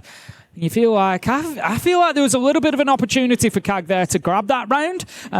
But that being said, KINGZERO certainly not rolling over. They were, you know, happy to absorb that pressure. I think that was a great mini play too, where they threw the C4, didn't blow it, allowed the Clash to swing out, killed the player behind the Blackbeard, stalled some time for them to power other people. You saw the Mira baiting, KZB baiting, so that when Mike hit hot bathroom, swing the guy on the breach. So they're still intact using this teamwork, and that's the key thing when you're going down in games, is you're not losing your fundamental play, your fundamental teamwork. That's what is what's going to allow you to build back into these games. KINGZERO building back in quite nicely at the minute. Managed to get themselves round 4, round 5, and it just looks like having that opportunity to go back, try these again once CAG have shown their hand a little bit, giving them an idea of what they might be facing, has certainly worked wonders for them as we head into round 6. Honestly, I would say if KINGZERO can get away with a 3-3 here, it's an absolute steal. Yeah, They've done brilliantly well because CAG have looked like the better team so far. They've been more aggressive, more decisive, but KINGZERO, again, one of the CNL teams not being rattled. They don't care about the size of the stage. They don't care about the experience that they're up against. They've dug their heel in. Like you said, you know, sometimes you've got to put, if your back's to the wall, you've just got to put your foot against it and push back. Exactly. And that's exactly what they've done. And I feel like, too, we saw Chalet, it started the same way, kind of CAG starting out on the upper foot, starting out aggressive, getting his opening kills. But then again, we saw KINGZERO really start, their team play start to shape in, start to find their way into these rounds and into the game. And that's the biggest thing, making sure that when you do start on the back foot, like you said, you can put your foot against the wall and find a way to get some rounds on the board. Because if you do, anything's possible in the attacking half. I think we're just going to have a slight technical issue that we will we'll get resolved just as quickly as we can do, and we'll get back into this one because we don't want to miss a second of this, nor do you, let me tell you that, because this has been an absolute beauty so far. Like you say, it's funny how it's kind of not exactly mirroring Chalet in terms of score and stuff, but that momentum, and I just love what I'm seeing from KINGZERO. Always when I'm coming into tournaments like this, you know, there's the teams that we know about. We know what we're going to get out of FaZe. We know what we're going to get out of Dark Zero. We know what the expectations are for Falcons, but I love to look towards these teams like KINGZERO, and CNL has given us a great opportunity to do that because we've had a whole bunch of new teams, All Gamers, Edward Gaming, KINGZERO, Tyloo, you know, all these teams coming in that we've maybe not heard of before, and we get a chance to see what they can bring. Can they surprise us? And I love a surprise. Yeah. And right now, I think KINGZERO, for me, the surprise here is that they are not letting this game get on top of them. I think it helps that they're a map up. Yeah. Winning Chalet has been great for them because now they're being put under that pressure. I think that just, like, you feel like you've got that safety net a little bit, like, you know, it's their map pick, maybe it goes our way, maybe it doesn't, but the way that they're showing resilience in this and they're not being pushed around by CAG, I absolutely love it. No, it's something to really take pride in, especially being a new team coming to their first international event. To have this type of composure is extremely impressive. The question is, can they keep that composure? Can they keep building on it? They've got one more round here. Like I said, the problem for them, despite how well they've played in round 4 and round 5, I feel like there is still a little bit of a problem under the surface for them, and that is the fact that CAG have got that 3 attacking rounds, because CAG are going to be very, very solid on the defense here, and KINGZERO are going to have to bring something special on the attack if they want to break them down. It's not to say that it's not possible, but it is still a little bit of an incline that they're going up in terms of getting themselves towards the 2-0 victory. victory here. I said that Lair would be absolute chaos if we got there as a decider. I'm going to stick by it. I'm kind of hopeful that we do, because I think what a finish that will be.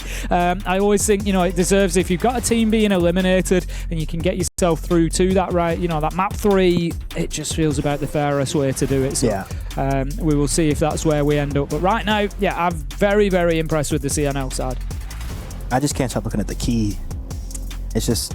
It catches the eye, doesn't it? It really does. Mine was a tournament right before they introduced the key, so it was just a trophy, but the key, like the key crushing, like, and it just adds a whole nother part to taking the soul of your enemies. Like, you just get to crush their key in front of them. It's become lovely. Such an iconic moment. Yeah. I walked through on what day? I'll lose the days when I'm at tournaments. We're on Tuesday now. I walked through. We had rehearsal yesterday, so I walked through for rehearsal, and that was the first time that I'd seen the setup here. And the setup is far beyond anything I've attended before. It's absolutely huge. You've got, you know, all these different games everywhere, incredible. All these different clubs competing with each other. It's absolutely brilliant. We've got, you know, the Team Vitality's huge stand right in front of our position, and there's just stuff going on everywhere. It's, you know, if you're a fan of eSports, whether it be Siege or anything else, it's you know, a phenomenal site. But yeah, that was one thing that caught my eye walking through. I was like, it's almost like a celebrity in the room is the key crusher that's there, and like the whole process of it is, yeah, it's brilliant. But yeah, seeing them, and they've got, like, you know, they've got all the teams laid out there around the actual cup itself, and yeah, it's brilliant. I love the whole trophy process of eSports World Cup. I think it's such a clean idea. Very special. There's a way to connect the players to it. So seeing here, adjustment, they used the tub entry, they put a Goyo Flame on it to counter the dash of the shield. They're not bringing the Blackbeard though, so they're probably going to use a range breach, or they're going to go for something else. Interesting to see what the Nook does here. Going on Kennel's side. Could be a kitchen hall alert up main or up through the bar side right now. They don't have too much garage rafter clear. Usually a play that I like to do is the oil play, where you have the nades go through oil play, you nade your after player. It's a lot safer than going in lower garage. Right now they don't really have too many nades to clear through rafter. So I feel like it's probably going to have to be a split or a quick play right now. Construction wall has been opened up, so that's certainly going to apply a little bit of pressure there. There's actually very little coming. There's nothing at all actually coming from CAG. They've got the CCTV wall open. That's been done by the Ace, but it's just phantom pressure at this point. It's just to stop anybody being able to play inside a CCTV. They're doing nothing about the Wamai who's playing out on Catwalk. Big J is just being left alone for the time being. I think Sharif is working through to Oil to actually try and catch him out, and we just caught a glimpse of his silhouette underneath. We see him there now. He's got himself here on the knock very, very quietly, but I'm just not sure that Big J is going to give him that opportunity to get the kill. But if he keeps his back turned, it could be big trouble, because honestly, if Sharif gets up this ladder and gets away with this, it's going to be absolutely unforgivable. Chibisu does manage to find Momo. That's the entry, surely. They have no idea. He's waiting for his moment, and he finds it! Absolutely brilliant. You said at the beginning of the round, what is the player with the knock? Is that big enough for you? Yeah. It's got to be. It's a great reaction, too, because you usually put the players on the windows, and now the trigger for the garage guy is to drop over and to fight the windows for the player, so that's a beautiful play from CAG. Yeah, really, really nice teamwork to create that opportunity to find his final man. So, coming into the last minute, it is all shaping up to be a master-sided push now. Sharif is the only one on the other side. He's got himself inside a garage, and he's just kind of holding his position for now. But they're very split right now, so it's either going to be a difficult end. You're trying to go garage with the bomb. Anitune's on the breach. Probably got to sprint in top red. Fiber needs to make a play. He could kill. Can't play for below one con. Needs to play for a garage flank here. Daka gets a kill on the back. DD has now actually rotated around to get himself onto Catwalk as well, so he's going to try to deliver the diffuser in from that side as Anaton goes through, manages to find the kill, headshot onto Sunset, leaves us now effectively in a 3v1 with Sharif down in garage. It's all for Fiber to do. He's trying to hold on, he moves up the stairs, but the problem is they know exactly where he is. DD's putting the diffuser down, he's got Anaton right up in his face, and it's going to be another round going to CAG. They take it, and it's 4-2 on the half. Very smooth around right there. They had it's a great idea of what the defense was going to do to their play, the reaction they were going to make. They got the garage kill. They took Rafter without having to use much utility for it. They had the Nook cans to open up their Rafter wall too to get into the site. It was a very beautiful round. They had the Blitz come through top red, so if they actually are playing close, the Blitz can just flash that guy, deny him from playing there.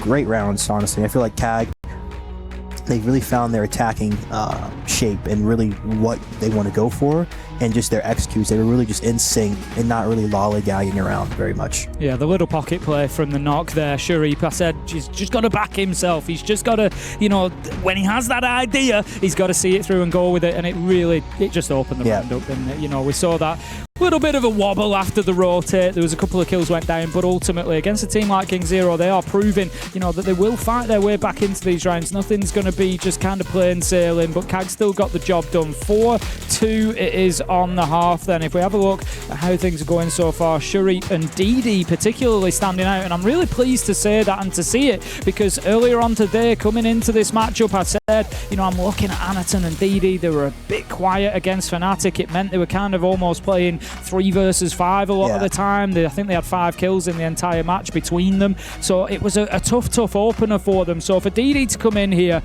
you know, and have this big game so far, currently sat 6-3, and just really getting some important kills for his team, really kind of breaking down that spirit. A couple of the kills have come in at moments that there's kind of pivotal moments in the round where KINGZERO, it's kind of that make or break. It's, you know, we're standing up to you, but if the next kill doesn't go our way, then we're probably not going to, and it's DD that's got a couple of those. So yeah, really impressed with him so far. DD's always been a solid backbone, especially in this later stint of the roster. Scrumming them, very coordinated player. He's very good, very what you want in a support player, really. Which you'd expect coming from a coaching position as well, because obviously, you know, he's kind of seen it more from behind the back line, you know, not even on the back line really, you know, so getting that kind of top-down view in his mind and seeing how the game's working and kind of how the cogs are turning is second nature to him. Yeah, exactly. We're going to get on back into this for the second half then. Bans will come through. CAG with a very good start. Just as a reminder for you, when we look at their clubhouse performance over the last few months, 5-1 for CAG. The only loss they took was against Team Falcons back on the 11th of May in Salt Lake City. Other than that, they have got a 5-1 record, and the defensive win rate for them, 63.6 if you want the decimal percent. They are on top of this one at the minute. 4-2, we would expect them to be taking another 4-2 half here. They won't need to do that. They only need to get themselves on to 7, of course. Bans come through. It's going to be the double denial again. The Electro Bros will go by the wayside. Cade and Bandit taken out, and it's going to be Monty and Ying, which has actually been a consistent ban by KINGZERO against CAG. Yeah, okay. I feel like that's good, though, because the Monty play forced the blitz, and then you really have to just get rid of the Ying, because the Ying's really annoying, because the Ying can really put pressure all over spots on club, because you can go Logi Hatch, you can go to the windows, you can go to the tub wall pretty quickly, and you can Ying through single con and Logi like simultaneously, just throwing the Ying and then throwing it into the con. But also too, the Ying shotgun's very overpowered. Yeah, it's one of the best shotguns in the game, almost a 1 pump down, so it's a lethal operator. And we've already seen the power of shotguns so far on this clubhouse map, with Momo giving a little bit of a schooling out when he was playing on Church and Arsenal downstairs himself, but this time he's going to find himself on the attack. I'm particularly interested to see how mobile CAG are here on the defense. We can see there is utility being expended upstairs there straight away. Just having a look, and it is Sharip and Chibasu. If ever you wanted a pair not to be playing together on the roam somewhere, they've got to be up there as the pairs that you don't want to go. I'm going to go back to like Cyber and Bullet back in the day. I can't imagine what it must have been like trying to clear those two, but Chibasu and Sharip is going to be no fun whatsoever up on this top floor. No, especially too, they have the Blitz right now. The Blitz is probably going to be the main source of catalyzation from the cash side here. They really just need to use this Blitz and look to just collect these kills before they can layer here, without getting too many deaths right now. I love how aggressive this clearance is, and I judge that by the distance between the player and the drone. If they're right on top of that drone, they're acting on that information. Obviously, it's a risk-reward. The closer you are to that drone, the less time you've got to react, so the risk goes up. But I absolutely love that from KINGZERO. They have sent a little bit of a message on that clearance there, and CAG have got nothing out of that top floor roam. They've been forced away. The Zaka is the only one away from sight at the minute, and that is within the first 60 seconds of the round. So absolutely loving that. The blitz gets aggressive as well. Zaka finds himself in a tough spot here in Bar. If he can fight his way out of this, if he can get anything for his team, it's going to be a hell of a turnaround. Playing as well, though. Either need to try to kill this guy without dying to him. Trying to see if they can get the angle through that soft wall from stock through to Bar. It will get it done eventually, but Sharif is there with one of the own for CAG. They managed to take down KZP, and it's the book that's gone. Yeah, it's big. KZP2, one of their best players, struggling this map right now. Not get his footing in the game here. Sens look like they're gonna do like the old school Sens execute right now. Could bait that. They could go church wall, but actually they can't. Or should I say back armory wall, because the buck is gone now. I'm reloading. That might have been their initial plan, honestly. Only 80 Texkaros pellets as well left, so not a huge amount to deal. You know, with the bottom of church wall, if they want to get down there and open something that can be used, they may well get themselves a line of sight, but they're having to use the Texkaros pellets just to get any verticality above, and it just shows how crucial the loss of that book could be. You don't always get to choose who you find, but I think Chibisu would be more than happy with that. Sharif manages to find one. Nitro goes over, does not find the man inside of Moto, but they know that he's behind the light screens. However, cannot find the kill. DD taken down. Chibisu onto Big J. 3 versus 2. 15 seconds left to go, and how about that? Sharif on a big swing around. I think it's 4 for him in the round, and that is going to be CAG holding a super solid first defense. 5-2, and KINGZERO, they are going to be feeling the heat here, as they're now just 2 rounds away from finding themselves on lair. Sharif, man, he's really woken up. He's into the series now. He's playing good rounds. I mean, that was just a... I don't know how he got that kill on the guy top main through the buck holes, but brilliant. That was honestly a very crucial trade, because they were looking like they wanted to go back armory, execute, and they were going to fake the church side with the Senses. But since they couldn't get Ashwell open, it really did stall the execute. It just losing the book, as you know, as we've said, it was such a critical moment within the round, and I feel like that's sort of the depth that I was talking about, particularly when we look at these newer teams and we look at the plan A, the plan B, the plan C. You know, this is where sometimes they will come up a little bit short, although I'm not sure even, you know, I mentioned Canadian earlier, I'm not even sure somebody with his hours in the game would have had much of a solution when the book was gone there and you're trying to open the floor with Texkaros pellets. You're still going to be struggling. At that point, there wasn't really much of an answer that could have been found. So 5-2 it stands, and I tell you what, CAG are giving no quarter here, are they? Bringing along the clash as well. They are just ramping up the difficulty. Oh, Maya, Zami, Warden, Mira clash. Like, that's a lineup right there. That's a lineup. Let's see, because I'm interested to see how well they hard zone top red. If they play it for the death with the clash, or if they play this layer game again. Because too, another thing that's really strong, Tim, is the middle master C4 always having someone on the bed with the C4. If they're on the middle master window, boom. That's one of the best things that the best teams do. They always have the C4 plays ready. Take the drone out, at least prevent the intel for those positions, but like you say, having, you know, well, my C4 an option, but they've actually brought along the shield this time, so it's going to be Sharif or DD that they're looking towards if they want to be using that utility in and around that master bedroom. For the time being, Anaton has been forced back a little bit. You asked the question, Dave, of how long he was going to stick. Would he play to the death on the top of red stairs? He has chosen not to. He's being pushed back into construction, and again, that's quite early in the round, so this is something that KINGZERO have done well so far on the attack. We saw it on that church round as well. That top floor clearance, pushing the roamers back. They've not messed about with that, and I like that from them.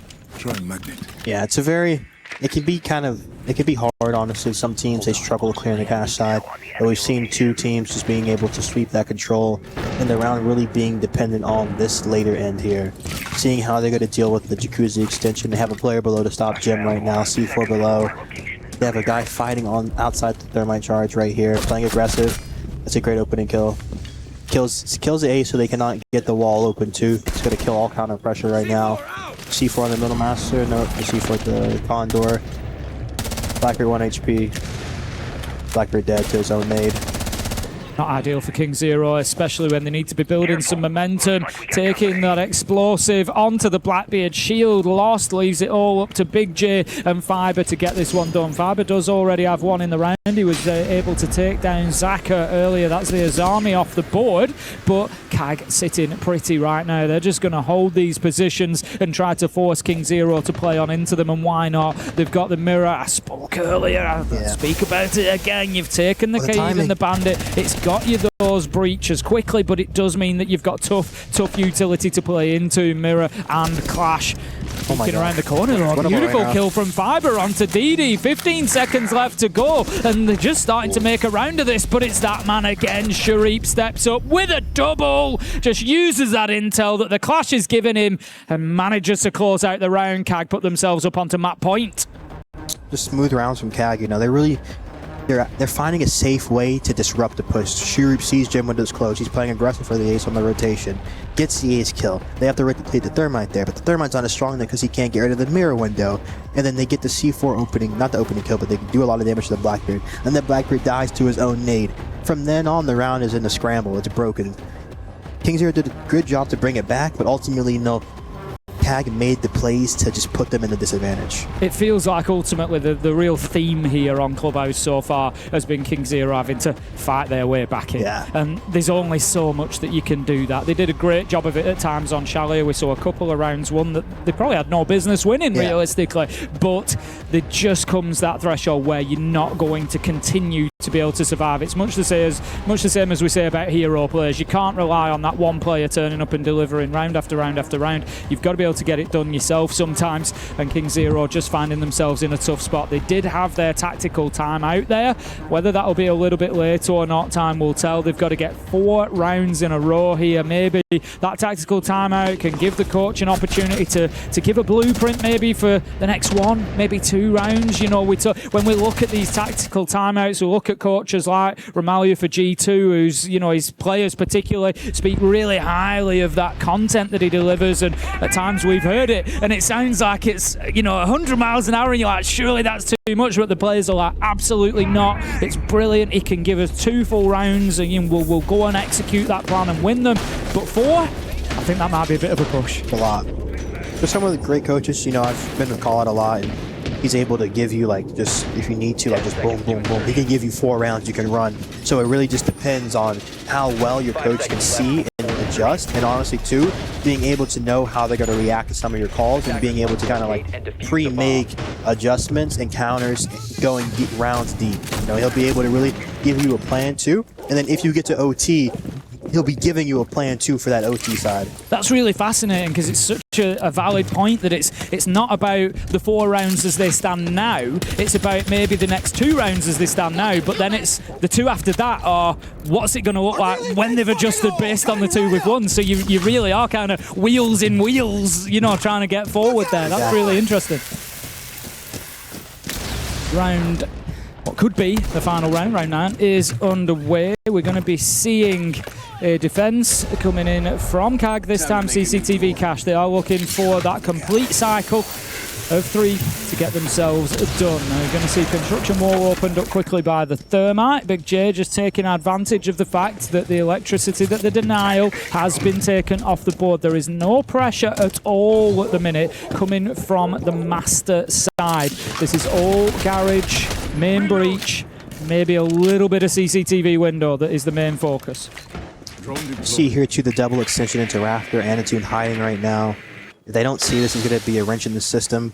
And again, that's what you need on Club. You just need those little plays to just throw off the counting, making sure they think, okay, they don't see a Swamp play. They think Rafter's going to be weak right now. But then you go to Pier Rafter and Anatune's going to pop up. Let's see how he does with it. for the time being, playing in behind those Kiba barricades, utility that has not been banned away, and it is going to prove particularly difficult. There's Zafir looking to maybe move on in there, support the push. Going to see the impact EMP coming out. I like that, just to try and take away those ADS as DD does find Momo. That's the Capitao, such great utility to clear the catwalk, won't be available. Zaka with another, Sharif, DD, they're looking to finish it as they started here. Round 1 was flawless, will round 9 be the same? Damage taken by KZB, yes it will. That's going to be the flawless round for CAG. It is going to be the win on Clubhouse. And one more map that stands between these two teams and continuation in the tournament. Either CAG or KINGZERO will have their key crushed by the end of this map. Thank you very much, Anne. Let's get on into it. A best of 3 comes down to a best of 1 here on Lair. It will be the decider. And as Anne so eloquently says, the loser will be going home. The key will be crushed. Their right to compete removed. So it is all on the line.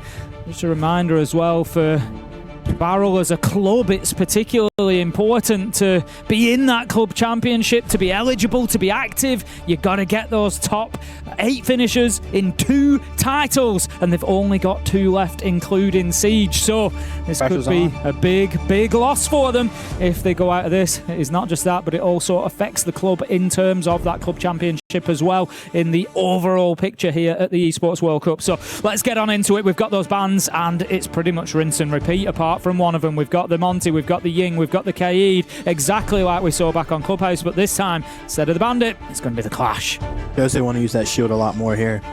And I feel like, too, a lot of times on these takes, especially on the Master take, usually teams take below to start off their initial, so they're going to already have a person below to displace if there's a Bandit tricking ops or if he's tricking the inner mask wall right now.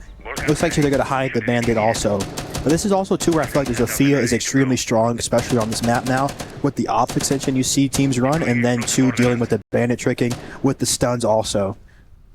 Now, I don't want to paint a bleak picture for KINGZERO, but if we look at Lair, if we look at CAG, they are 7-1. The only loss they've taken here on Lair over the last 6 months or so was against 5 Fears in Salt Lake City. Okay, and that's a valid. It's statement. A valid loss, you know. They didn't have the best performance at Salt Lake across the board, so I feel like we can kind of give them that one. But 7-1. When we look at the other side, it is a map that KINGZERO play frequently, but they are 4-4. It's much more of a mixed bag for them, and they particularly struggle on the attack. 40% attacking win rate, so they might find themselves, we've spoken about their resilience so far in this matchup. That's been one of the real key threads for KINGZERO, I feel, has been that ability to battle back into things. If things go according to the numbers, they might have to show us the ultimate resilience here to fight back in the second half.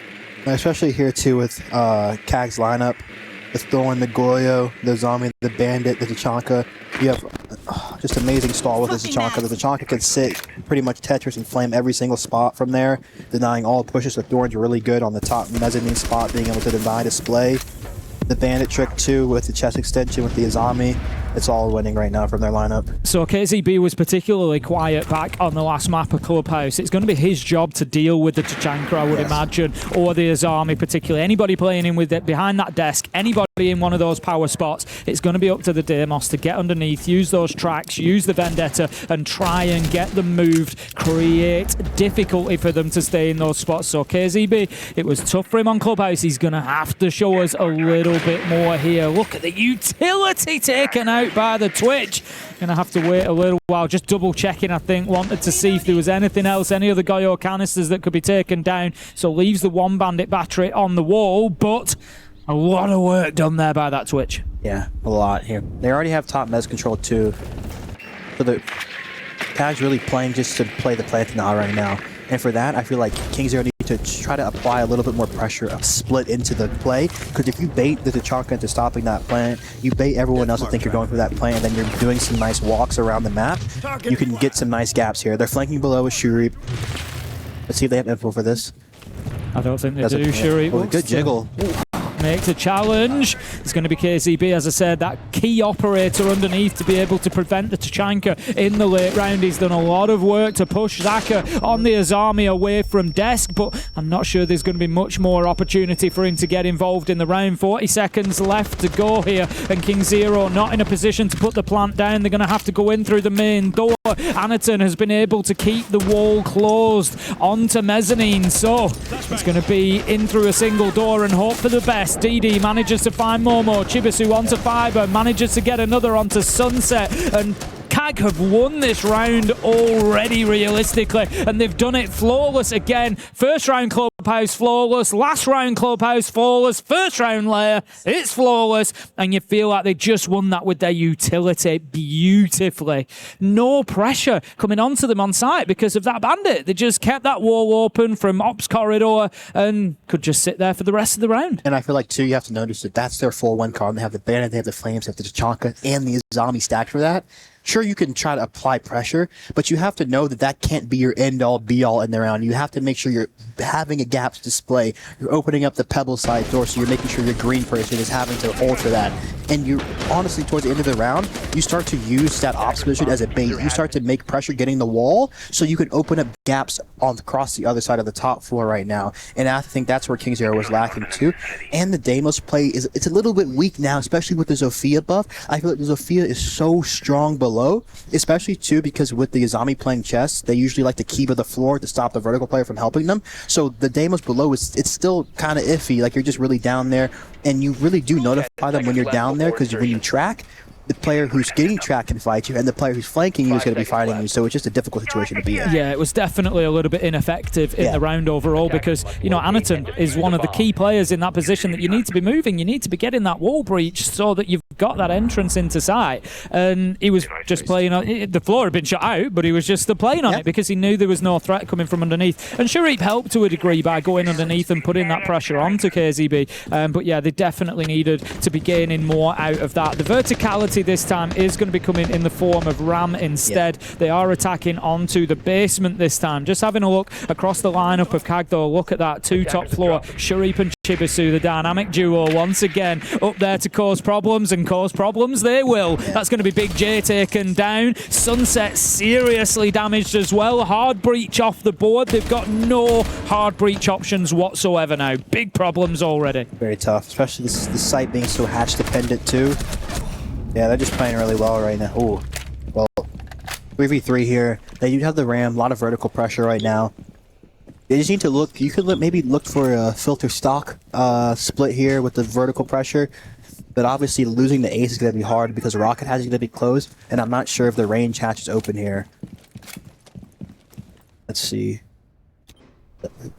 Okay, it's reinforced. So both hatches are reinforced right now. So yeah, going to make it very difficult for them to execute this. Yeah, it's going to have to be just horizontal only. KZB does bring them back into the round though. We did comment it was a little bit quiet on Clubhouse, was electric on Chalet. So they're going to be looking to get him back to that fighting form.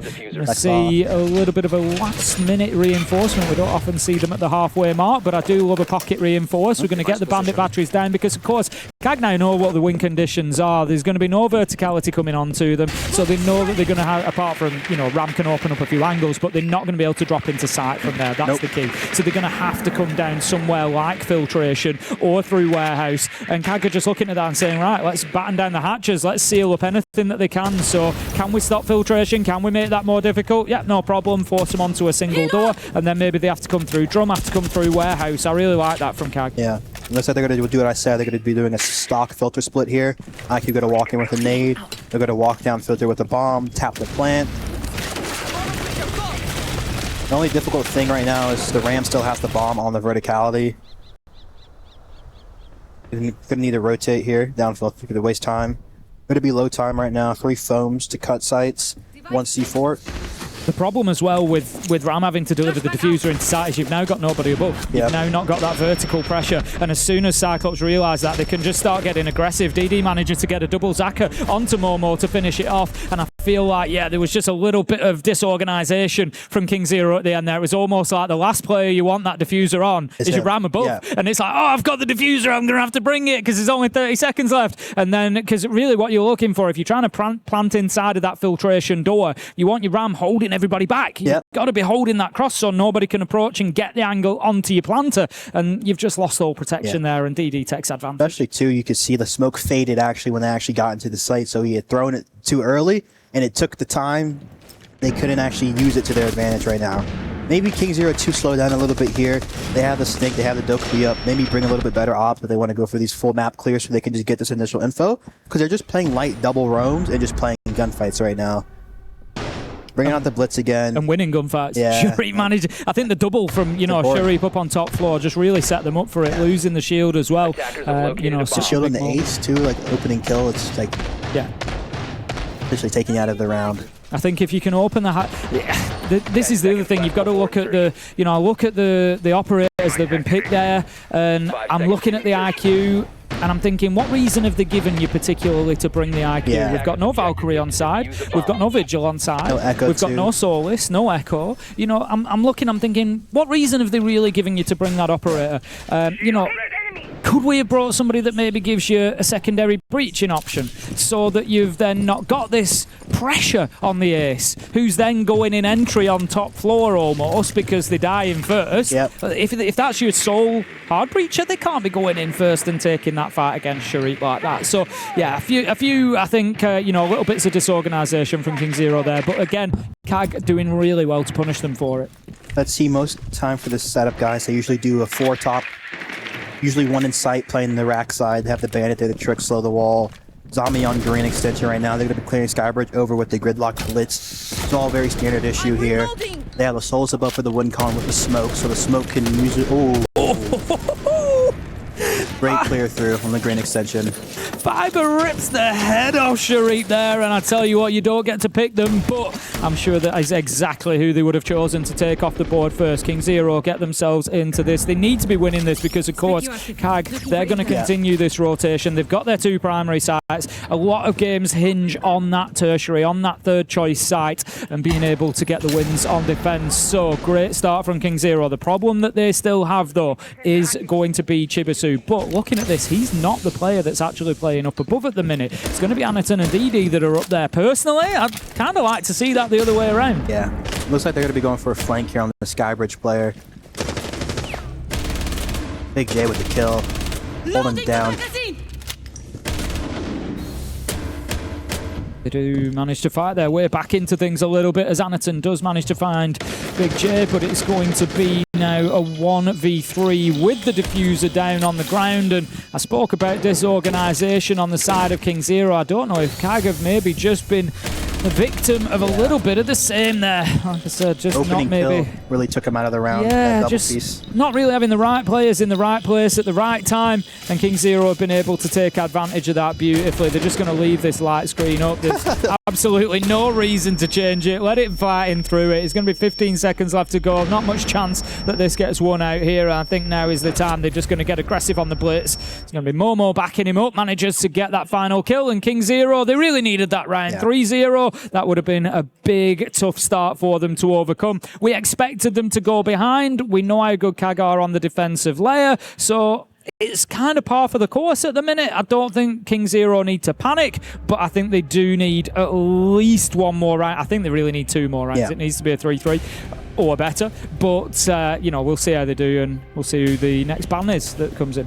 And of course with CAG too, I feel like if you're noticing that round, you really gave them the kills, honestly. Like, you had Bandit swing down, you had your green player die. So making sure you're not giving too many kills on your extension, you're getting back safely into the 5v5 layers. And think about the first round, they didn't give them anything. And that's kind of the game plan they need to stick with. They really need to make sure they make them work for every inch of the map. See the blitz, a zombie ban, you got to weaken the chest extension. And then honestly too, the blitz ban's going to hurt, their initial entry. But I also feel like the blitz isn't the shield isn't too strong because with the ops side, with the below verticality now with the Zofia, you can take ops and then you can use the capital and ops to take mezzanine. And then after you have that control, it's either deciding between going for the plant or going for a display / plant split. And that's really the main point to get into the round. They need to take ops, they need to take top mez, push the people back into display, and get this wall open, and then choose from there to how do they want to displace the Tachanka. That's it. It's about the fundamentals here and making sure that, you know, when we talk about Siege and we talk about how it's a checklist game and you're moving through, a lot of the time it's kind of 3 phases. You know, you're moving through your initial clearance and intel, and then you're moving through your utility clearance and preparation of the site, and then you're moving through your execute. They didn't get beyond phase 1 last time. We need to see a better phase 2 from them, which is going to be opening that wall, clearing your util, which is going to be moving the Tachanka out of the way. So I'm looking to KZB. Going to be on the Deimos again. It wasn't overly successful last time. They're going to stick with it. We'll see how it does. And of course, here we're going to see a more aggressive ops extension right now because you're not going to be able to hold chest for as long. No bandit either this round. Bring in the Wamai mirror combo to stop this entry. And then again, that's where I feel like Zofia is really good because that player has to be playing stagnant. And you can just, even if you want to bring a Lion Scan triple impact, the Deimos just allows you, it just gives you the defender the warning. It's like, okay, they're coming to kill me now. Whereas the Zofia, it's a drone, boom, boom, boom, boom, you're dead.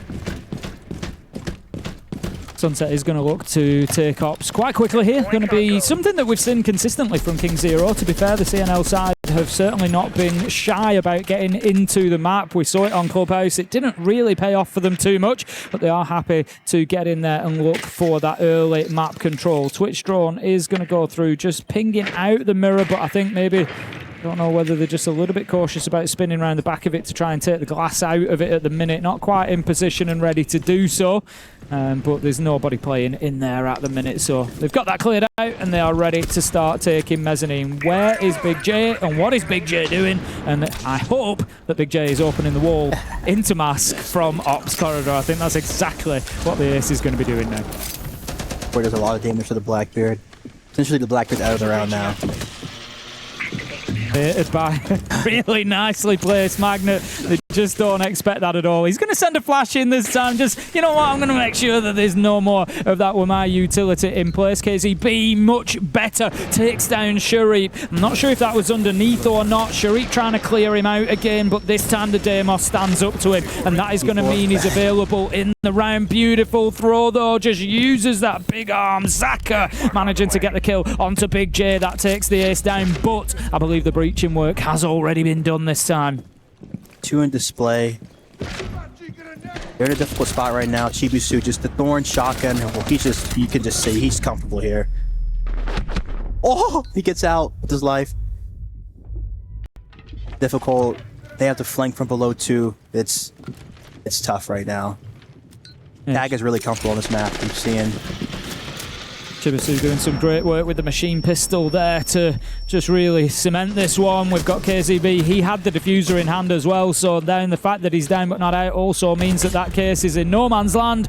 We're going to have Anaton picking up that final kill onto the shield. KZB was downed and finished, and that is going to be another successful defense. This is the problem now for KINGZERO. You look at it, it's 3-1. You're seeing a 4-2 as, I think, a minimum at this point for CAG. Wouldn't surprise me if they're able to get that basement done. They actually did a lot of good work last time around, so you could be on a 5-1 half here. You really could. So it's no surprise whatsoever to see KINGZERO bringing in that tactical timeout.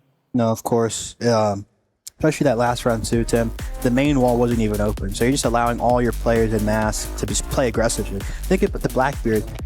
The Wamai is in his face, and he's throwing a C4 to kill his teammate. You know, there's no respect right now coming out from CAG to KINGZERO. They're really showing that, hey, we know Chalet, you guys are comfortable on that map, but you can really see in the strategy on Lara kind of running out of steam here, especially with the ops, because like you could be taking just a little bit stronger displacement ops to clear some of these positions, because they're really giving you top mez, so you can keep top mez, you can take that for yourself, you can have your cap come up the staircase, you can clear the guy out of chest with the capital. Okay, they're playing the Wamai, but there's not enough disc for him, so you can just bring better utility and better operators to help clear these positions out, and I feel like that will help just force CAG to make more mistakes right now. That's the thing. I think CAG are playing a really clean game here on Lair, and there isn't the mistakes. But like you say, it's because there's nothing pushing them to them. So KINGZERO got got to play a little bit better on that disruption game. Got to prevent CAG from playing in those power spots behind the utility as they wish to do so. KZB will bring the Deimos again. We didn't see this last time around, so the only real verticality they had when attacking downstairs last time was the Ram. This time they're going to bring the Sledge instead of the Ram, but they're going to have the Deimos. So that's going to give them just a little bit extra option to put pressure on those players if they are playing vertically at least. Also looking across, we've got secondary hard breach being brought by Big J, but no other hard breaching options. So again, there's only one operator, there's only one player that needs to be taken out. If Big J goes in on the entry and dies, I might possibly cry here because you need to learn that lesson. That's what happened last time around. The hatches stayed close and it made the round particularly difficult for them. You need redundancy, making sure that if something goes wrong, you can obviously have another plan capable here. And the Deimos is a very strong pick because if they do have those roamers, you have the info. You don't even have to be pushing them with the track, but being on the roof, scanning them, and calling that to your teammate is going to put the pressure that they need to actually force the defenders to layer and just give the info about where they actually are. But they don't look like they're going for too hard of a roam right now. They're really playing for a range clear, or armory hard zone, should I say.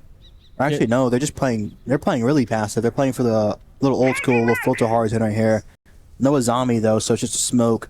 It's going to be troublesome for the filter layer. He's going to have to hard hold this. But they do have the Blackbeard, which is really nice to clear this.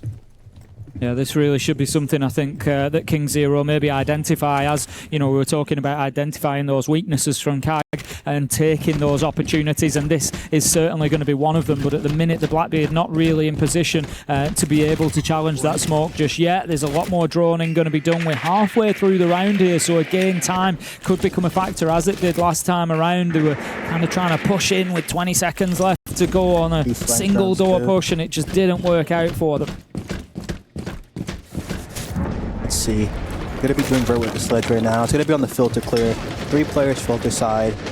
They should have a C4 close with the Bandit for any Vert being made. Okay, they already gave this position. They're playing really passive off the smoke Goyle. 2 smokes, 1 Elamine, 1 C4. We need to put the Vert in from KINGZERO's side and make sure we get the pressure. We need to be able to deny the people who are going to deny us from planting the bomb. And we need to make sure we have good split pressure coming in from the stock side, and then maybe a warehouse lurk with the snake, because a warehouse lurk becomes really strong with the snake because you can just pull out your scanner, see where people are, and just run.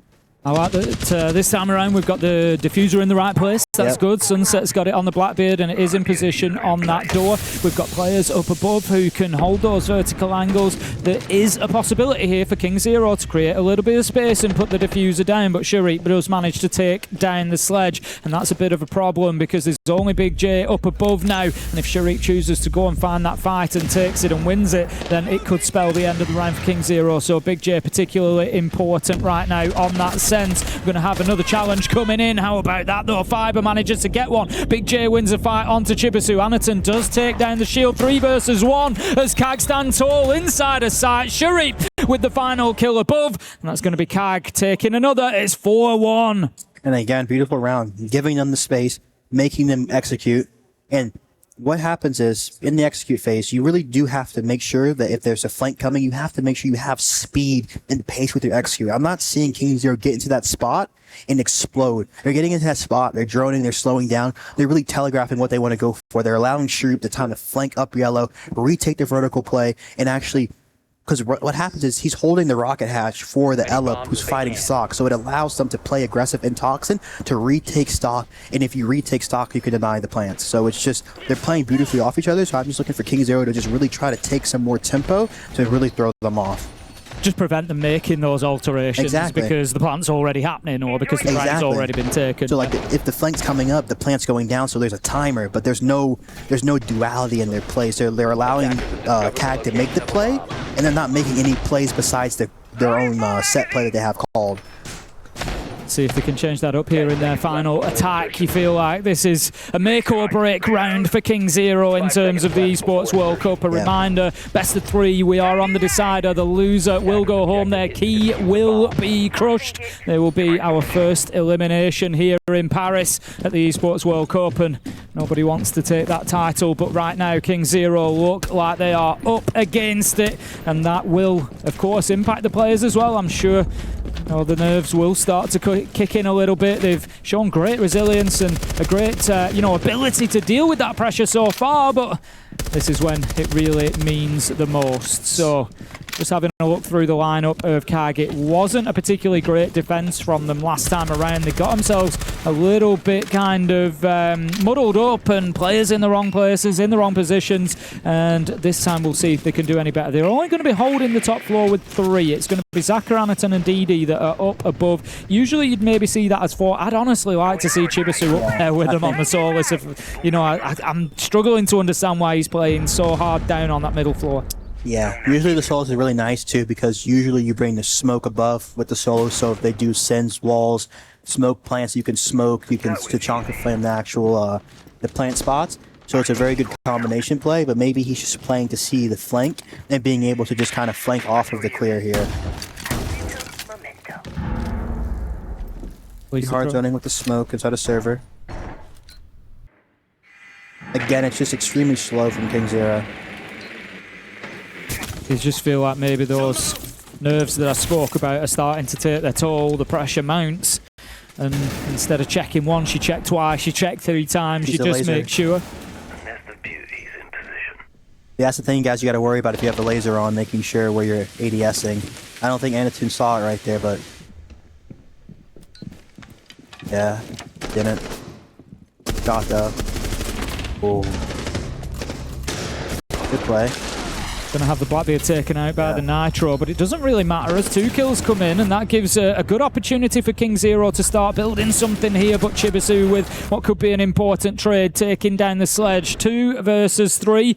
Chibisu has managed to get himself above on the Solus. I like to see that, but the problem that he's got, all 3 of KINGZERO's remaining players are up there with him. Question is, who's in the room with whom? Looks like they want to go down green and execute this. Right now, CAG can play to retake the top, Shoot can play to keep his life inside of the site side, just pull pressure, and play for Chibisu to take the top to stop the plant here, which is what he's doing right now. Shoot needs 1 at least.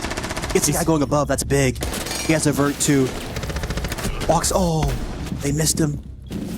It's going to be all up to Chibisu to hold on to this, but he's only got 15 seconds to do it, and that plays into his favour. He can use his scanner. Will he see the plant going down? He knows where he needs to stop him. Opens up, does stop 1. They can't go for another. They'll lose surely. He knows where it is. There's the kill, and that's why we want the Solus above. Chibisu retakes that top floor, plays it beautifully, and uses the Solus' gadget to win the round for his team. 1v2. What a clutch. You'll love to see it from CAG. Yeah, very unlucky for KINGZERO. You know, if they left the player up top, they wouldn't have lost a guy trying to rotate back up top. So again, just really trying to keep calm, especially in these low man executes. You have to make plays quickly, but you can't make them too quickly. You can't rush yourself and just forget about something extremely important as the top 4 on the site, because they're always going to be playing for that deep state win con of retaking the vertical control to stop those plants, because it really is the best play.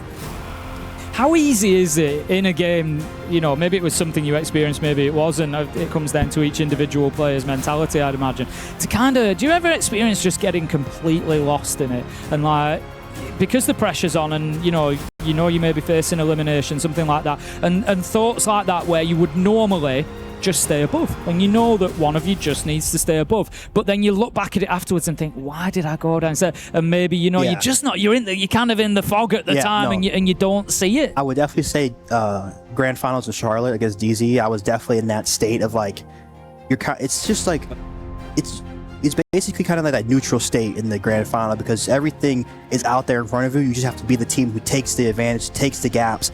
And that day we were just kind of just a little bit desynced and just foggy, and just we weren't really it was hard for me to just really identify it fully and go for it. And I feel like those are all just learning points, because then in when we played another grand final on M80, I felt very comfortable in it. You know, I could find myself getting into the match, but again, we were still a very young team, and obviously, like, you have to just experience the final, feel that pressure, because a lot of the time in that final, you can just kind of allow the game to slip away from you and not let yourself in it, because you're just letting the pressure affect you. You're kind of getting into hero plays. It's just, in essence, you have to be really composed, honestly. I feel like the the resilience, the veteran nature, it really helps when you reach those deep moments, because you know you've been in these big games before, and the big games, it's just about the moment, you know, and the big players will rise, and that's the end of the day. And is there ever maybe something that you can do as a player, do you think, to kind of, is that going into a final maybe something that you think about before the game, thinking, you know, if I'm in that position again, I can recognize those emotions, and this is what I'm going to do to clear my mind? I think you really start to change a little bit of little things, you know, like, for example, the Charlotte Grand Final, I usually never drunk caffeine, but then I had a Red Bull during one of the games, and then you start to tweak little things, because you maybe think that you need to do this, you need to do that, and you just kind of get yourself uncomfortable, and you start to change the narrative in your own mind. So I guess the best thing you can do is just treating it the same. One thing I said too on Invite when we were going on a great run, I said to them before our stage on the main game, you know, it's very important for us to feel like you're back at home in your room, because we've been doing this for so long, we've been so prepared for this moment, that it's just about having fun and realizing where you've come from and how far you've came, and enjoying where you are, because you're never going to really get these moments again. Sure, you can qualify for events, but none of that's guaranteed. All that's guaranteed is you're here right now playing in front of these people, and you just have to take that and run with it.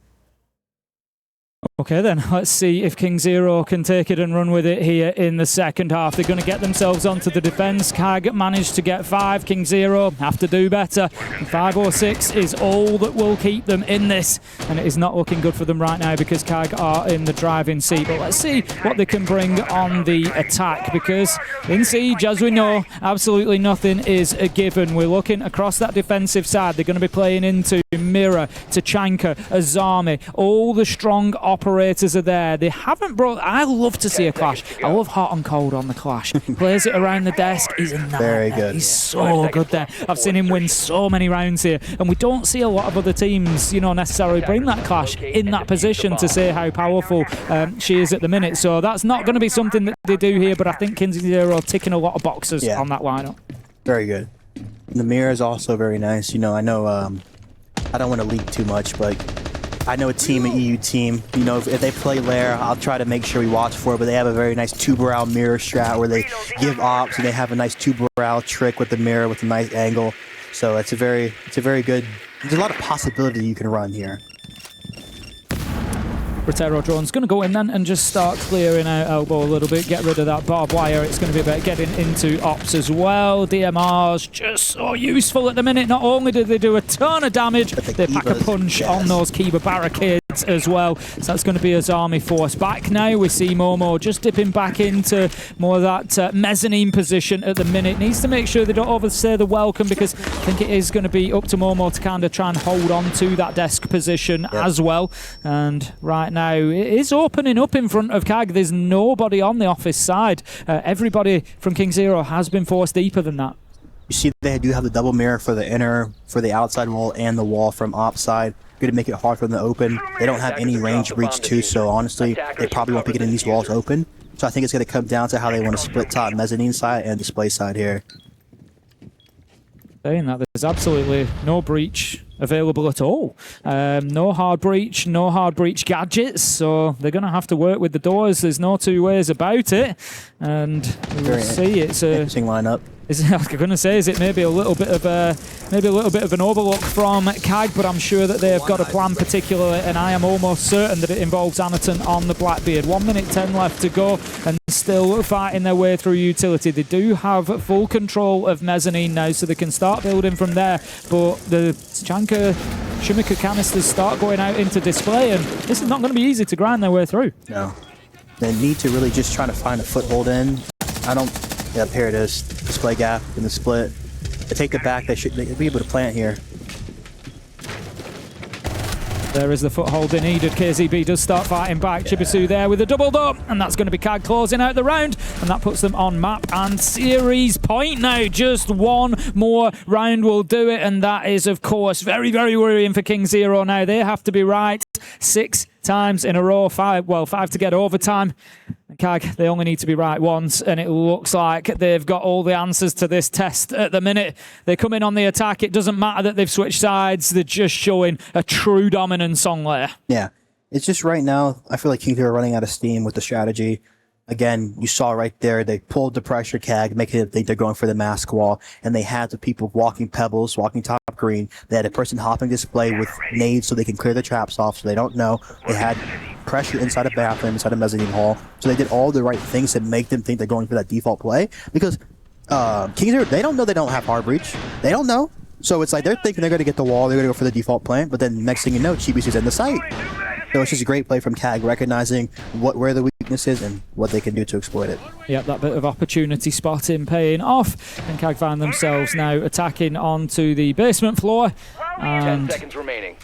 I'm interested in whether they bring any hard breach again or not. They just didn't bother last time around. It kind of worked out for them, but I don't think they have it again. Yeah. No, it's certainly not looking that way. You know, it's one of those that I look at and I think, how many times are you going to get away with that? You know, with the hatch is soft right now still. If they can move getting quickly. it right now. Yeah, there we go. Fiber does get onto it with the vigil and closes that off. There is another one there though. Is KZB going to look to reinforce that or not? At the minute, I think he's maybe just going to look to play in there because he can pop it himself having the shotgun They're going there. quick though. Oh my gosh. He's going to keep his position, but like you say, CAG deciding maybe we just take the fight to them very, very quickly behind the shields here, and they're looking to march on in and take a bit of ground. Big J manages to pick up Sharif. That's a great start for them. And they're going to be looking to try and hold on from above, but Zaka manages to find a big kill. Fiber onto Chibiu's. 3 versus 4. It's turning into chaos here in round 8. Can CAG be the ones that come out on top of it? They're going to have to take some fights with the pistol. Effectively a 4 versus 2 right now as Zaka has been downed, and it doesn't look like this one is going to be going in CAG's direction. DD with it all to do. 1 versus 4. Sometimes at a 6v1, you can understand trying for a rush, but that one does not pay off, Dave. That was a good reaction right there too. I like they kind of had a web inside the site with the Goyos on top on the doors. So you got deep, but then you see Goyos on barricades. So it really funnels you into one area. They had the shotgun above. They had the verticality ready. They were ready with the reactions. Excellent stuff from KINGZERO, showing that they may be wounded here, they may be on the verge, but they have still got a little bit of bite left in them, and they can fight their way back into this one. We've seen it done before, we will see it done again. Is today going to be one of those occasions? Right now, KINGZERO are looking for a hero. They're going to be looking towards players like KZB. He is currently 8 and 7, Fiber 6 and 6 as well. They've shown us great performances so far today here in Paris. Are they able to do it when it counts the most? Right now, KINGZERO needs somebody to step up. Big time here. I'm looking at Sunset. I feel like he just really needs to get into the game here, especially on the Clash. He needs to just be mobile on the top floor, put the shield down, get a kill, pick it back up, help his team really identify where the front's coming from and put himself in that position to stop that.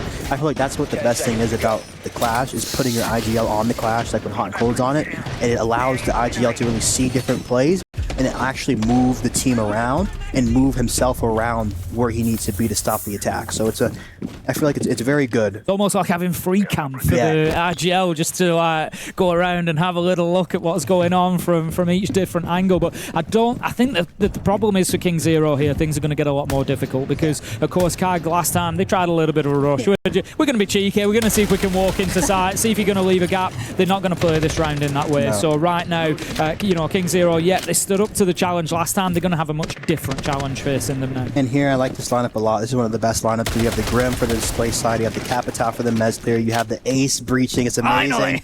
You have the Striker 2, flashes, nades, and the Buck below. It's amazing. They have a great lineup right now. Should be able to displace extremely well. Only thing missing maybe is a Sophia for the Clash on the Buck below, but that's all hindsight here. It's going to be the job of the Capitao then with those asphyxiation arrows. There's a couple of nades on Chibiu as well, that could do the job of moving that Clash around, but good progress straight away. We're seeing that breach come in. They've got the redundancy. We spoke about redundancy of something as important as hard breach, and Zach has got that option to be able to use the secondary hard breach as well. Chibiu does manage to take down Big J, so right now everything is coming up CAG. It is all going in their favour. They're getting some great work done here right now. The one stumbling block that I really see for them is that Clash. They flame the top Mez, they take Mez. It's beautiful right now. One thing I will say that KINGZERO could look for on this take 2, it's like when they have this guy solo display, that should be, he's there, you're powering him. He's on the balcony, you're fighting him with 2 people, you're taking the 2v1, alleviating that pressure, and it makes your top Mez hold a lot stronger here. but they're really just giving them. They gave them the bathroom control. They have Mez control right now. It's gonna be hard. The smoke's dead. No Tachanka. It's on the mirror. Yeah, that's a big problem for them at the minute. No denial beyond Fiber's C4. That's about all they've got to be able to stop this plant going down. Access has now been getting to that area. KZB's just hard holding this. He's sat on top of it. He tries to escape with the Kiba barricade to block the view, but he can't do it as Anaton has the angle from Ops. Manages to find his man. 4 versus 3. Sunset, you wanted a kill. You got it, Dave. He manages to find DD. Takes down the Grim. That's going to leave us now 4 versus 3. CAG, 35 seconds left to go. They need to start taking that little bit of extra ground. They can't dither here. Chibisu does exactly that. Takes out the Wamai. That's the denial gone. There is now an opportunity to get in with Anaton and start putting that diffuser down on the ground. They missed the opportunity to take the flank. Shuri manages to find Momo. It's all up to Sunset. 0 and 6 coming in. Will he be 5 and 6 going out? That's the question. Anaton manages to secure the plant. It's now 1v3 and he's on the clock. You've got to say that it's surely too much, and it surely will be, as Shuri manages to find the final kill. CAG survive another day, and KINGZERO